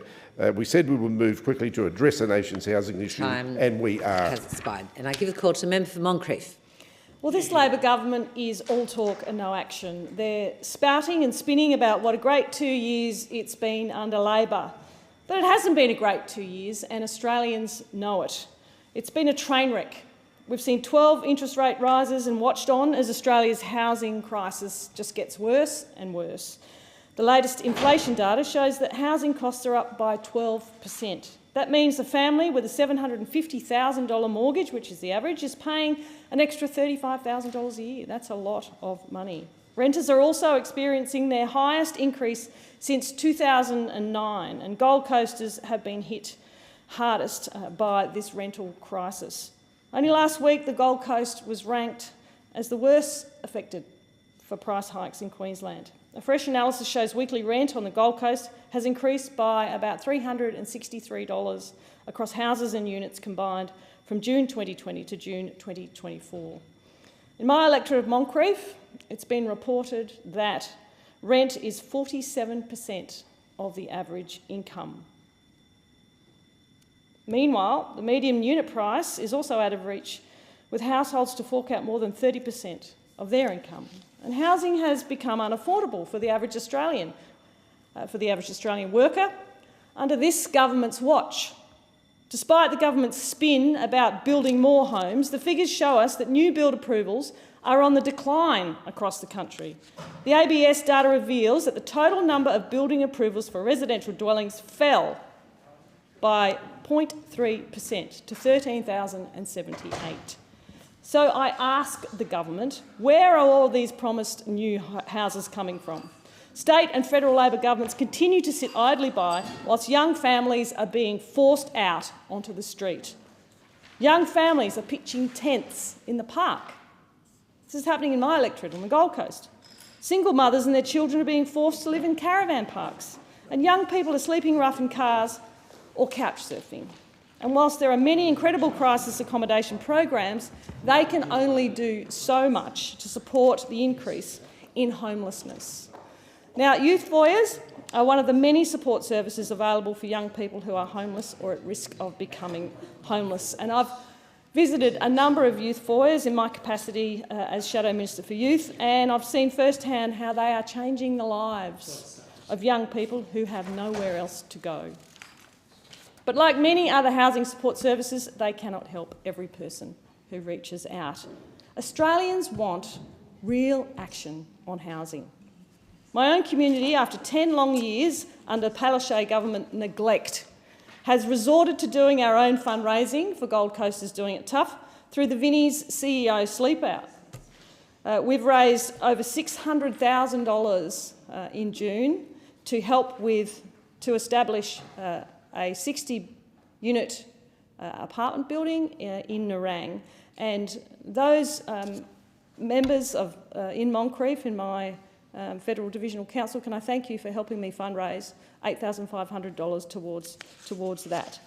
But I ask those opposite, do you have an actual plan that will deliver more housing for families? Is your plan to target negative gearing and punish homeowners with an outcome of depleting the rental pool even further? Because any move to abolish negative gearing would be a blow to Aussie battlers. Adverse impact on household savings and housing affordability. Its abolition would lead to serious negative flow-on effects in housing affordability for renters and for homeowners. And to even consider this as an option in the middle of a cost of living crisis caused by this government and a housing shortage, a housing crisis caused by this government, is absolute madness. In contrast, there is only one party that actually delivers real housing solution, and I stand by our record levels of home buyers under the Coalition, higher numbers of home builds under the Coalition, higher numbers of approvals under the Coalition, and significantly lower rents Think back 2 years. Order. A division has been called for the House. The proceedings are suspended to enable honourable members to attend the division. The proceedings will resume when the chair of the Federation Chamber is resumed at the conclusion of the division or subsequent divisions.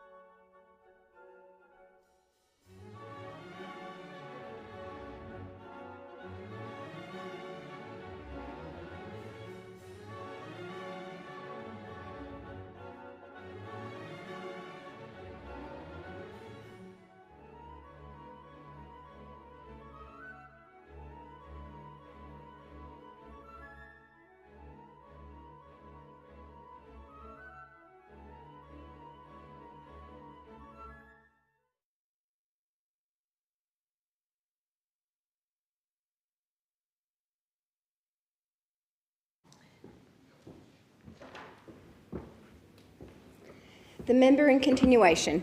During our last 3 years in government, the Coalition's housing policies supported more than 300,000 Australians to buy a home. We saw the highest level of first home buyers in 15 years. We also supported the establishment of more than 21,000 social and affordable homes through the National Housing Finance and Investment Corporation. And should we be successful at the next election, the Coalition has committed to implementing a 2-year ban on foreign investors and temporary residents purchasing existing new homes in Australia. We'll also reduce the permanent migration program by 25%, and this will help free up housing for our own Australians before we increase migration. The debate is adjourned, and a resumption of the debate will be made in order of the sitting of the. Will be made in order of the day for the next sitting. Clerk. Private members' business, notice number 3, a motion relating to energy mix. Shadow Minister. Thank you very much. I move the motion relating to the energy mix in the terms in which it appears on the notice paper. Is there a seconder? I second the motion. I reserve my right to speak. Shadow Minister. Thank you very much, Deputy Speaker. The Albanese Labor government had promised Australians a $275 reduction on their household power bills. And yet, this year, we will see Australian families paying far more, in some cases up to $1,000 more than what Labor had promised. Under Labor's all eggs in one basket approach to Australia's electricity system, prices will soar and the lights will go out. Australians will be poorer, and as a nation, we will be weaker. Under Labor's plan, Australia will see 90% of its 24/7 baseload power stations close. Australia is turning off one system before having another ready to go. The closure of 90% of our 24/7 baseload power will happen over the next 10 years, amidst a period where Labor is also suffocating the supply of gas. As for its renewables rollout, well, it's stalled. Labor came to office with grand plans of 82% renewables on the grid, up to 98% by 2050, predominantly wind and solar. But there is not a market analyst, there's not an energy expert in the country who says Labor is on track to achieve these targets. In order for them to achieve their 2030 target, they need to install 7 gigawatts of renewables on the grid every single year. 7 gigawatts. The financial close of deals last year under Labor was only 1.3 gigawatts. So they are forcing the premature closure of baseload power stations, they are suffocating the supply of gas, and they've stalled their renewables rollout, which is why we see prices soar and the market operator saying that right now, this winter, we could run out of gas. Come summer, we're looking at potentially blackouts. The market operator's warnings. And this again comes back to an ideological approach of this Albanese Labor government, taking us down a pathway that no other nation on the planet dares even contemplate. There is not one country in the world which is seeking to transform its electricity grid into a wind and solar grid, almost entirely weather dependent. Australia is isolated, and it's the Australian people and the Australian businesses who are paying the price. Still to this day, despite being in office for 2 years, the Labor government cannot tell the Australian people the total system cost of its plan. But the Australian people know because they are opening up their power bills, and they know that they are paying the highest electricity they ever have. Australians today are paying among the highest prices for electricity in the world. And of course, there are threats that the lights will go out. Now, the Coalition's approach is very different from Labor's. The Coalition believes in a balanced energy mix. The Coalition has a plan to deliver cheap, clean and consistent 24/7 electricity. Today, there is a degree of balance still in the system despite Labor's efforts. Our grid today is made up of renewables, gas and coal. By the time we reach a net zero electricity grid in 2050, under the Coalition, we will have a balanced energy mix in that grid. We will have renewables, we will have gas, and we will have zero emissions nuclear energy. We don't believe in the premature closure of baseload power stations.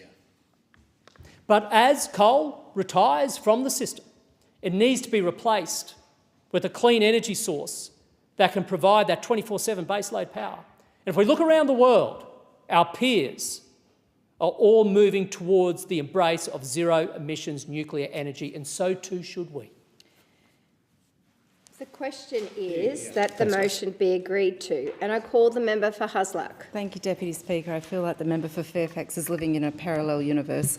His 8-point motion reads like an assignment handed in late by an 8-year-old who could do better. The premises he uses, bringing references to cost, cleanliness, consistency, supply and a variety of sources, do not actually support his conclusion. The motion is a distraction of a justification. And the only credit I can give the member for Fairfax is that he is at least consistent. He's been barracking for nuclear in this place since at least 2017. There is, however... Order. A division has been called for the House. Proceedings are suspended to enable honourable members to attend the division. The proceedings will resume when the Chair of the Federation Chamber is resumed at the conclusion of the division or subsequent divisions.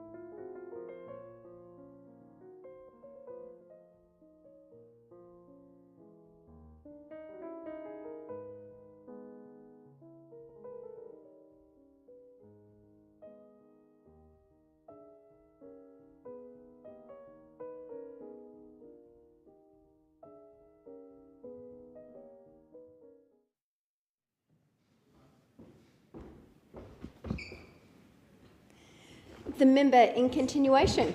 There is, however, more than a little dissonance in his position in that he appears to omit the need to reduce emissions, then complains that renewables are too expensive compared to fossil fuels, then clings to nuclear when all the experts say it is costlier than firmed renewables.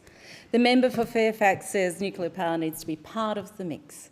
Liberal spokespersons have been saying that in opposition for the last 30 years, not so much in government though. In government, they did nothing, betraying their real motives in this space.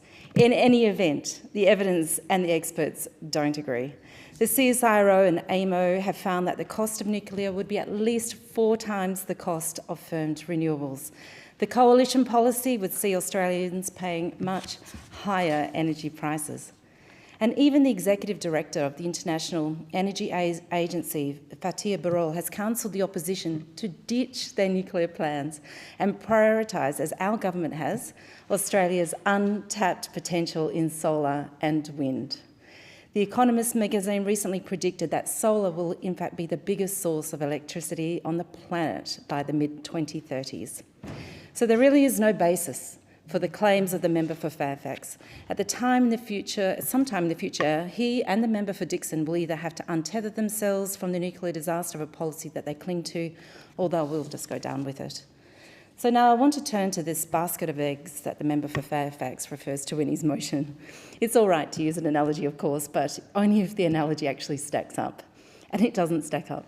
These eggs of the member for Fairfax are speckled eggs indeed. Renewables aren't all eggs in a basket. They are all different things and in different baskets. Wind power is not solar. Solar is not hydro. Hydro isn't geothermal. Geothermal isn't wave power.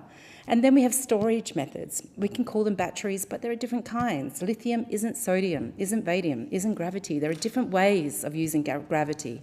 And we know we will now need gas for some time yet in the transition in order to firm up renewables. And over time, we'll be able to replace much of that gas with hydrogen. Hydrogen can and will be produced with renewables. And just to a point, in Western Australia, the forecast by 2042 is that gas will be just 4% as a consequence of the investments that we're making today to create a renewable future for our state. So would the member for Fairfax... Order. A division has been called for the House. The proceedings are suspended to enable honourable members to attend the division. The proceedings will resume in the Federation Chamber. The proceedings will resume when the chair of the Federation Chamber is resumed at the conclusion of the division or subsequent divisions.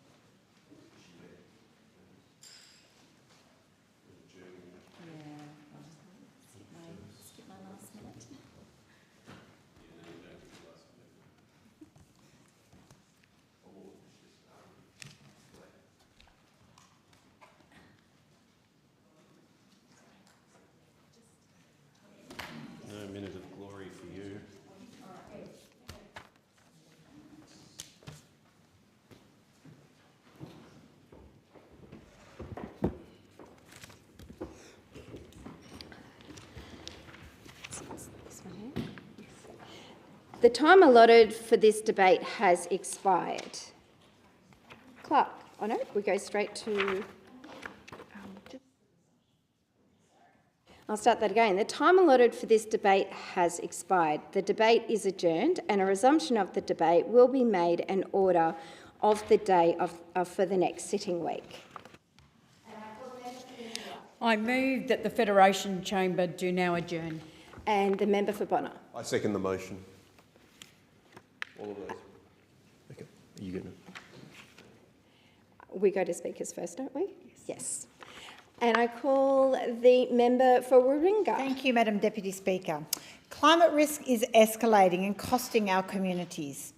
1.5 degrees is not a goal or a target. It is an important threshold beyond which scientists around the globe have identified.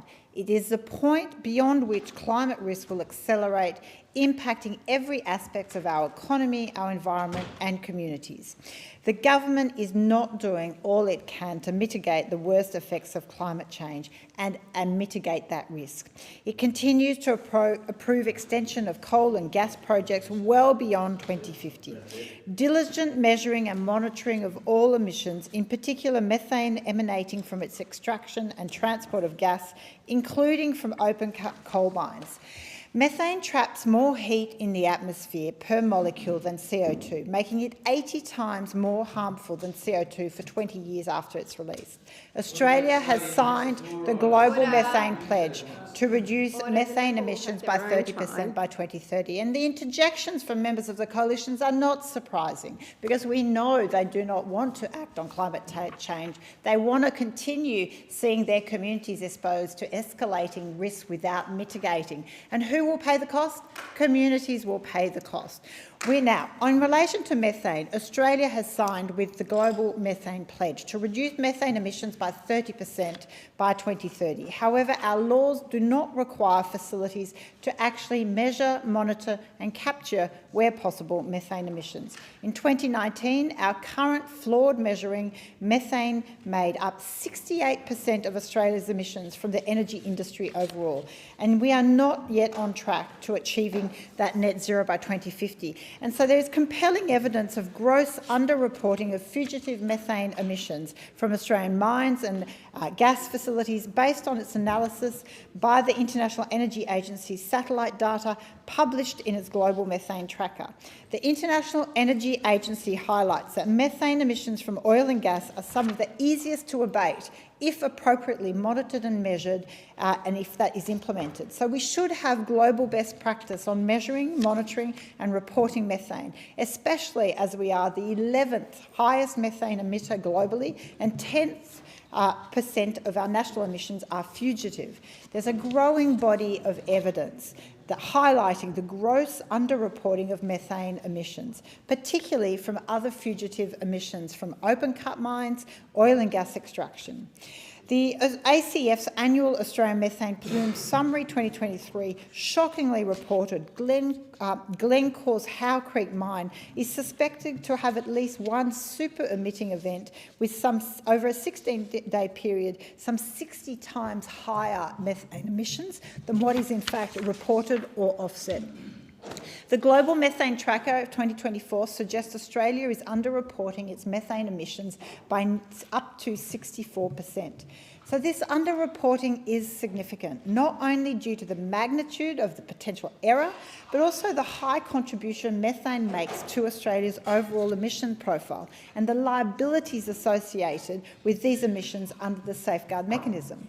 The evidence this evidence has been put to the government, and the government is on notice that Australia has an emissions reporting problem, and it is undermining not only the safeguard mechanism, but our international commitment under the Paris Agreement and Global Methane Pledge. The review of the National Greenhouse and Energy Reporting Scheme by the Climate Change Authority recommended mandatory measurement, reporting and independent verification of methane emissions. An investment in emissions monitoring infrastructure is necessary for that full implementation of these recommendations. But unfortunately, there was nothing in the last budget from the government to address that Further, the government has now missed its statutory deadline to respond to the review's recommendations to fix methane reporting. It's now 2 weeks overdue, and at a time where the Minister for the Environment continues to approve further gas projects well into the future, that is negligent. The Australian government must urgently address methane emissions in both the agricultural sector and the coal and gas sector.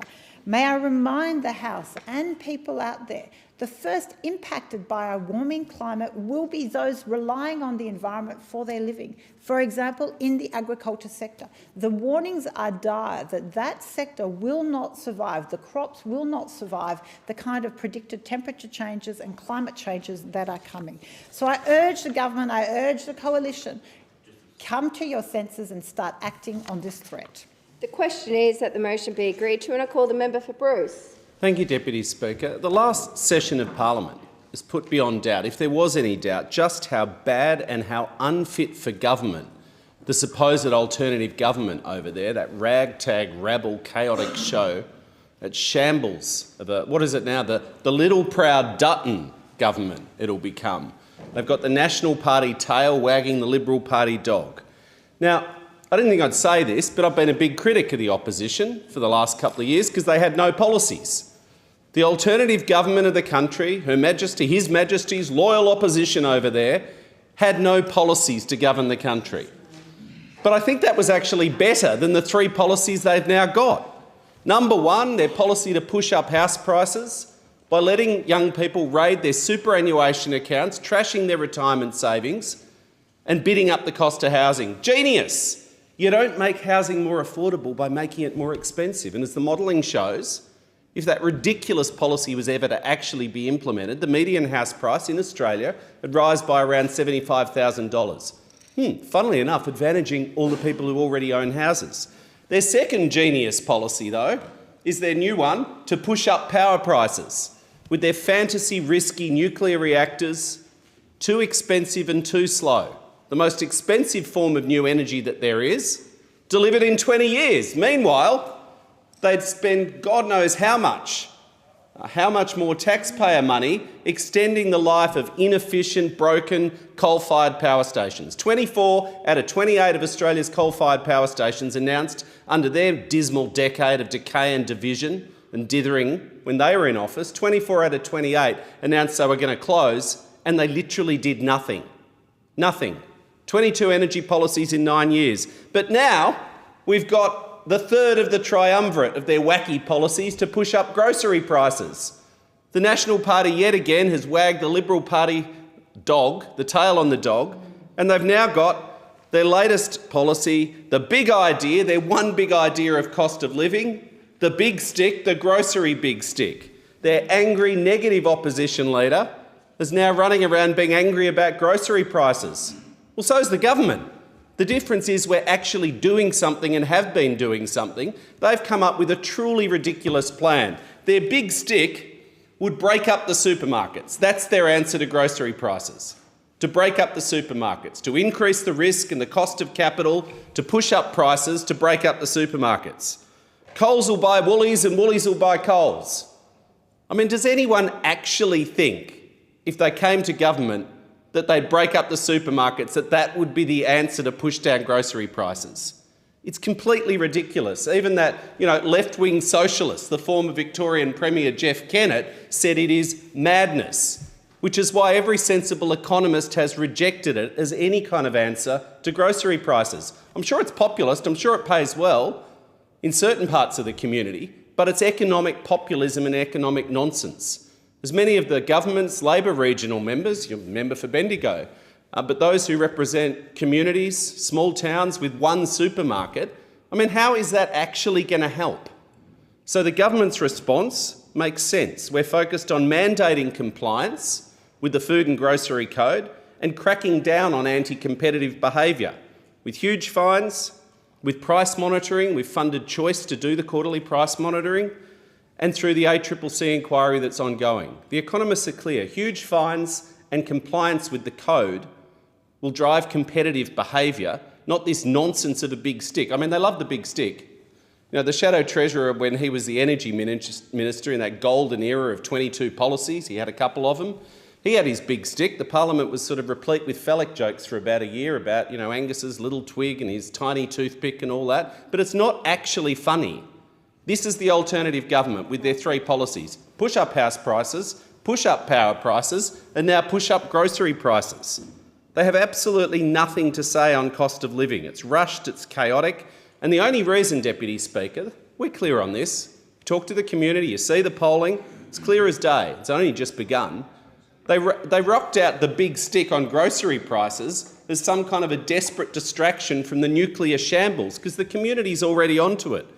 Why would you want the most expensive form of new energy in 20 years as any kind of answer to the power crisis now that we inherited from them? The election will be a choice on energy as they want it, between Labor's positive, costed plan for the energy transition versus the Coalition's costly, risky nuclear fantasy with more questions than answers.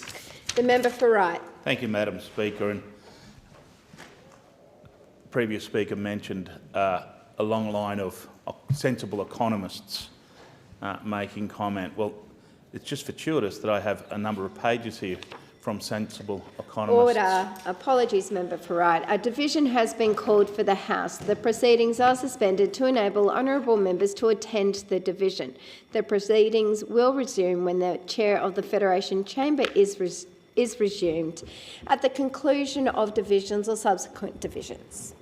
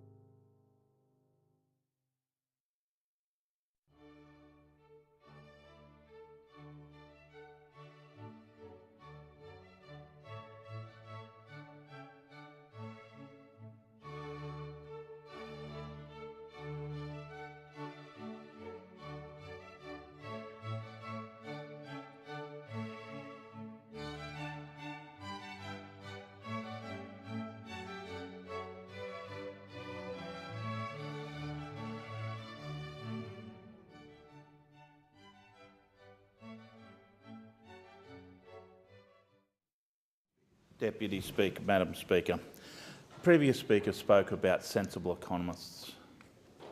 I'm just very fortunate being able to follow the previous speaker, where I have 3 pages of comments from those very diligent, gifted economists, and they are not flattering to the government's management, particularly around inflation. Recently I was in this chamber and I spoke about the effects of inflation, the real effects on families.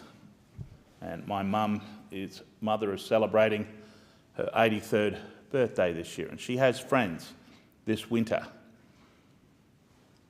that are struggling with the cost of living pressures, that will choose to put another layer of clothing on this winter rather than turn a heater on, because the energy costs of trying to keep the house warm are now becoming so prohibited for a sector of our community that they're choosing not to use it. And as a government and an opposition, that should be reflected upon, because we're a nation that should be better than that. Inflation is not our friend. And the guys on the other side of this chamber, Madam Speaker, have fuelled inflation, and the economists of our country know it. Michelle Bullock from the Reserve Bank Governor, recently in the Australian Financial Review, mentioned an important implication of this homegrown and demand-driven... Order. A division has been called for the House. Proceedings are suspended to enable honourable members to attend the division. The proceedings will resume when the Chair of the Federation Chamber is resumed at the conclusion of the division or subsequent divisions.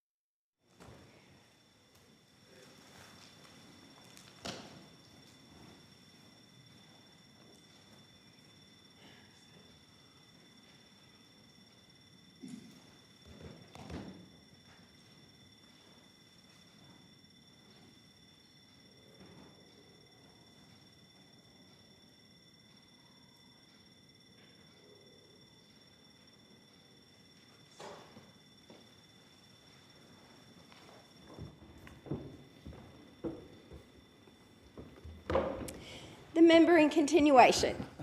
I do thank the House.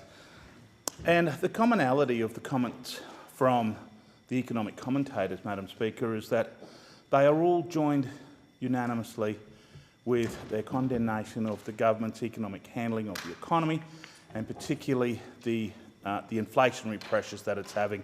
Even the Reserve Bank Governor herself has had a chop in the Australian Financial Review, saying an important implication of this homegrown and demand-driven component to inflation is getting it back to target. It's going to take time.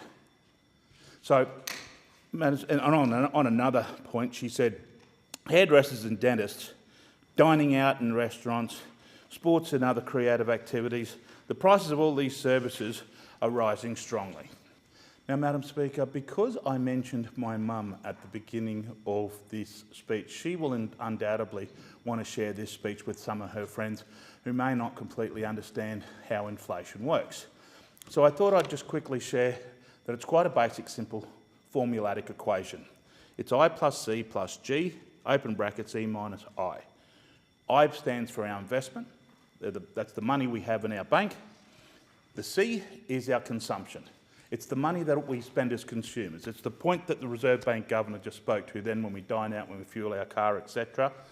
The G is all of the government spending, the open brackets formula, E minus 1, that's exports minus imports, that's our trade, that's our terms of trade. And it's the government part of this equation which is putting upward pressure on inflation, and these commentators are calling it out. Alan Kohler from the Australian Financial, as a journalist, he said, it's the big picture numbers that confirms this government is to be amazingly and unexpectedly a big spender. Amazing and unexpected because Jim Chalmers has repeatedly said that this would be a responsible government with a responsible budget, providing relief, repair and reform. But another R word was more appropriate, and it's risky. So these independent commentators are backing up time and time again. Chris Richards from Twitter, he said, my big ask of the budget was that it didn't poke the inflation bear, but I don't think it passed the test. Ross Greenwood from Sky News, this is the biggest taxing government in 23 years. So when members come into this parliament and start talking about common sense from independent economists, this is what those very economists are saying about their government. Phil Curry from The Australian, spending addictions fuel a new decade of future deficits. Madam Speaker, my mum's friends deserve more. They don't deserve to sit in the coal. They don't deserve this government. Member for Solomon. Thanks, Speaker. Territorians are free, incredible, resilient people, but we understand that many are under pressure right now, and that's why Labor is helping all Territorians with the cost of living. From the 1st of July, we are delivering a tax cut for every Territory taxpayer, not just some, all. $300 energy bill relief for every Territory household and $325 for small businesses. We've frozen the cost of PBS medicines for every Territorian. That has already, just in my electorate, saved Territorians over $1 million. A third consecutive pay rise for 2.6 million workers nationally, and more funding to build more homes in every part of the Territory and every part of the country. But that's not all. Labor has already delivered cheaper childcare, fee-free TAFE, and the biggest investment ever in expanding bulk billing. And this is all part of a longer-term economic plan helping Territorians right now, working to bring down inflation, which we have since we inherited over 6% from those opposite. We know that there's more to do, and we'll keep working every day to deliver for every Territorian, just as we have been every day in this term of government. Just consider this. The $4 billion over 10 years funded by the Australian and Northern Territory governments to improve housing in remote Territory communities and homelands. The $3.8 billion Commonwealth investment in Northern Defence basing $2 billion of that in the Territory, with much more to come. The $1.5 billion in planned equity from the Commonwealth for common user marine infrastructure at the Middle Arm Sustainable Development Precinct. The joint $1 billion package to fully fund our public education in the Northern Territory under both federal and Territory Labor governments. The Albanese government, Labor government's $840 million in loans and grants packages to Arafura's Nolan's Rare Earths project to build a critical minerals mine and refinery in my friend, the member for Lingyari's electorate. The $480 million Commonwealth funding for Territory roads on top of the Northern Territory Government's $2.3 billion investment in transport infrastructure, as well as the doubling of the Roads to Recovery funding from $500 million to $1 billion, under which Northern Territory councils will receive $128 million over 5 years, which is an increase in $55 million. Deputy Speaker, this demonstrates that what our experience has always taught us.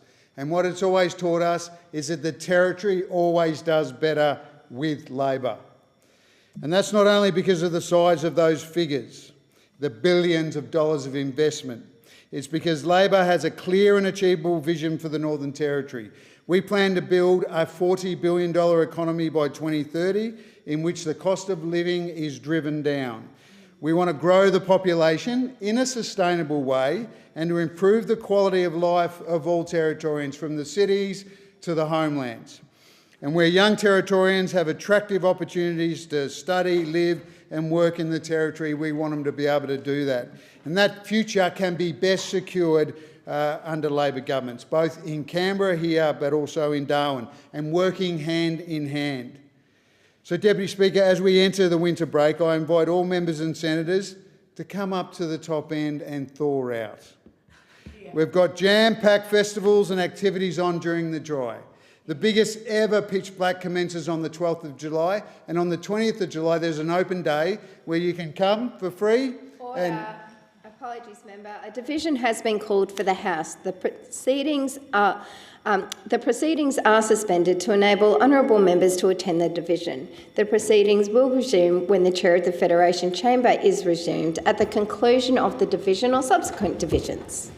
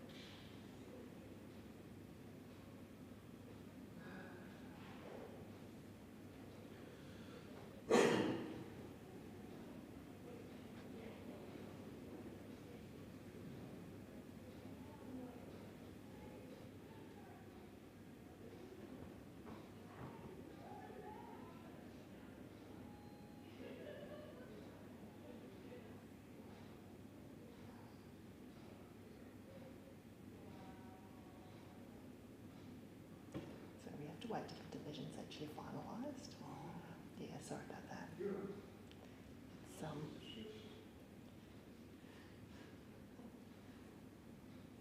hard night for the fellas, could do some stretching. She makes it easy. I saw her too. Moon walking over the ends. Were you?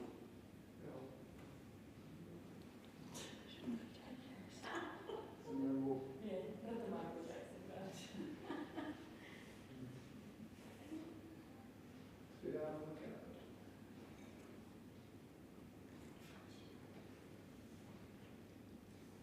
Is Kate there? Oh, she is. Put it on the song with the punch. hey, it's gone.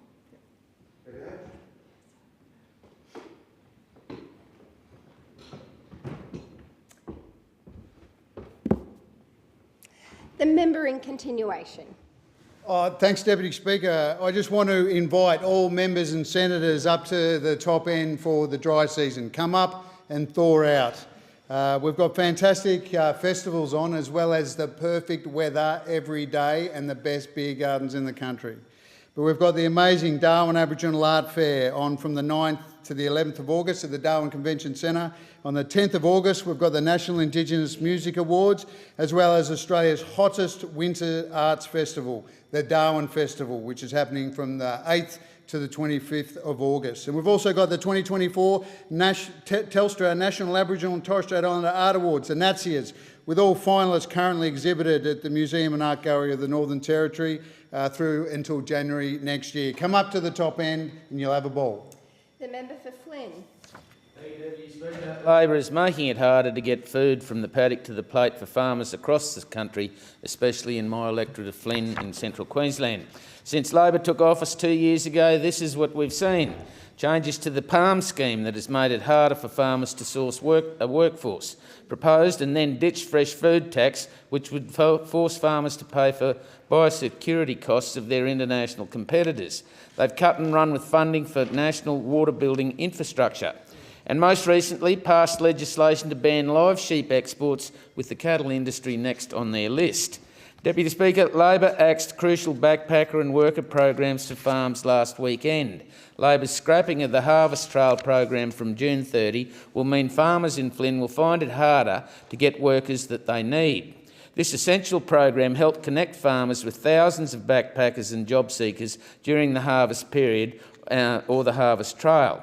It also helped both employees and employers get a background check, enabling confidence in both the job and the industry. However, Labor is once again showing its contempt for the farming industry in Flynn by removing the Harvest Trail services and the Harvest Trail Information Service to save $47.3 million and $11.1 million in the ongoing year. This money won't even be directed back into agriculture. The pain will be felt at the checkout, because when supply goes down, prices go up. The less workers farmers can find, the less they can plant or harvest, which will mean farmers will ultimately pay more for their food. Wide Bay pineapple farmer Col Haughton said Labor was again hurting the farming industry, and I think it's terrible we are losing this program, he said. If we have a system like the Harvest Trail, we can get background checks ensuring we get workers we actually need. It also stopped backpackers from getting ripped off as well. It was really a really useful program that Labor is abolishing with very little notice. Labor doesn't understand that farmers plan 2 or 3 years out, and there is no alternative scheme to replace it. There is just nothing. Labor has zero regard for primary producers and is determined to make life harder for agriculture. Deputy Speaker, agricultural industries all over Australia will be spared from paying Labor's fresh food tax or planned biosecurity protection levy from this month. And I'm proud that the Nationals, the farmers and the industry successfully helped scrap this tax after months of campaigning, which was due to be implemented from July 1, 2024. Labor's fresh food tax would have hurt families at the checkout, as well as 84 agricultural commodities which face taxes to raise $150 million over 3 years. The biosecurity protection levy will not get the support it needs in the Senate, ensuring Labor's senseless and terrible tax idea doesn't come to fruition. The Nationals will always fight for common sense and fight for our regional, rural and remote farming communities. Labor's terrible tax plan was just another attack on the agricultural industry. I am concerned Labor created the Sustainable Biosecurity Funding Advisory Panel earlier this year to look at the way farmers could pay more for biosecurity. A recent meeting of the panel indicated there was no support for an alternative producer-funded contribution. Labor must now come clean and declare they will scrap the levy and scrap the tax from reaching the Senate and Australian farmers. Labor must also declare that it will leave the current industry-imposed primary industry levy system alone that invests in research and development, marketing and biosecurity. The primary industry's levy system is critical to competitiveness, productivity and sustainability of agriculture, and farmers need to know this system will not be used by the Labor government to implement another tax. Victorian farmer Ben Duxton, who has 8,500 merino sheep, as well as canola, barley, wheat on his 5,000-acre farm in near Wilmar, said he was relieved that Labor's tax has been scrapped, but remains sceptical about farmers getting a reprieve. Labor hates farming and they seem to want to keep making our lives harder. The sooner Labor goes, the better it will be for Australian agriculture and start lowering tax for farmers, which in turn ensures we can keep providing fresh and affordable produce for Australian farmers, Ben said. And I couldn't agree more, Deputy Speaker. Let's see what's next on Labor's list and how they will be attacking agriculture. The question is that the motion be agreed to, and I call the Minister for Regional Development, Local Government and Territories. Thank you, Deputy Speaker, and I'd like to rise today to acknowledge this year's King's Birthday Awards and some absolutely spectacular people across the mighty Eden-Monaro.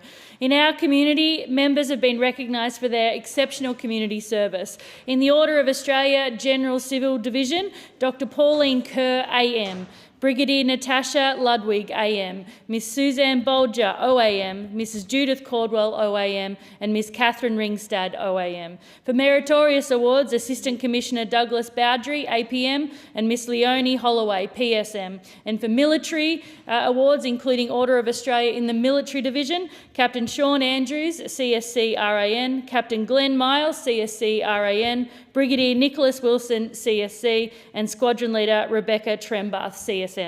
We appreciate the work you do in our community in service of the broader Australian community. Thank you and congratulations.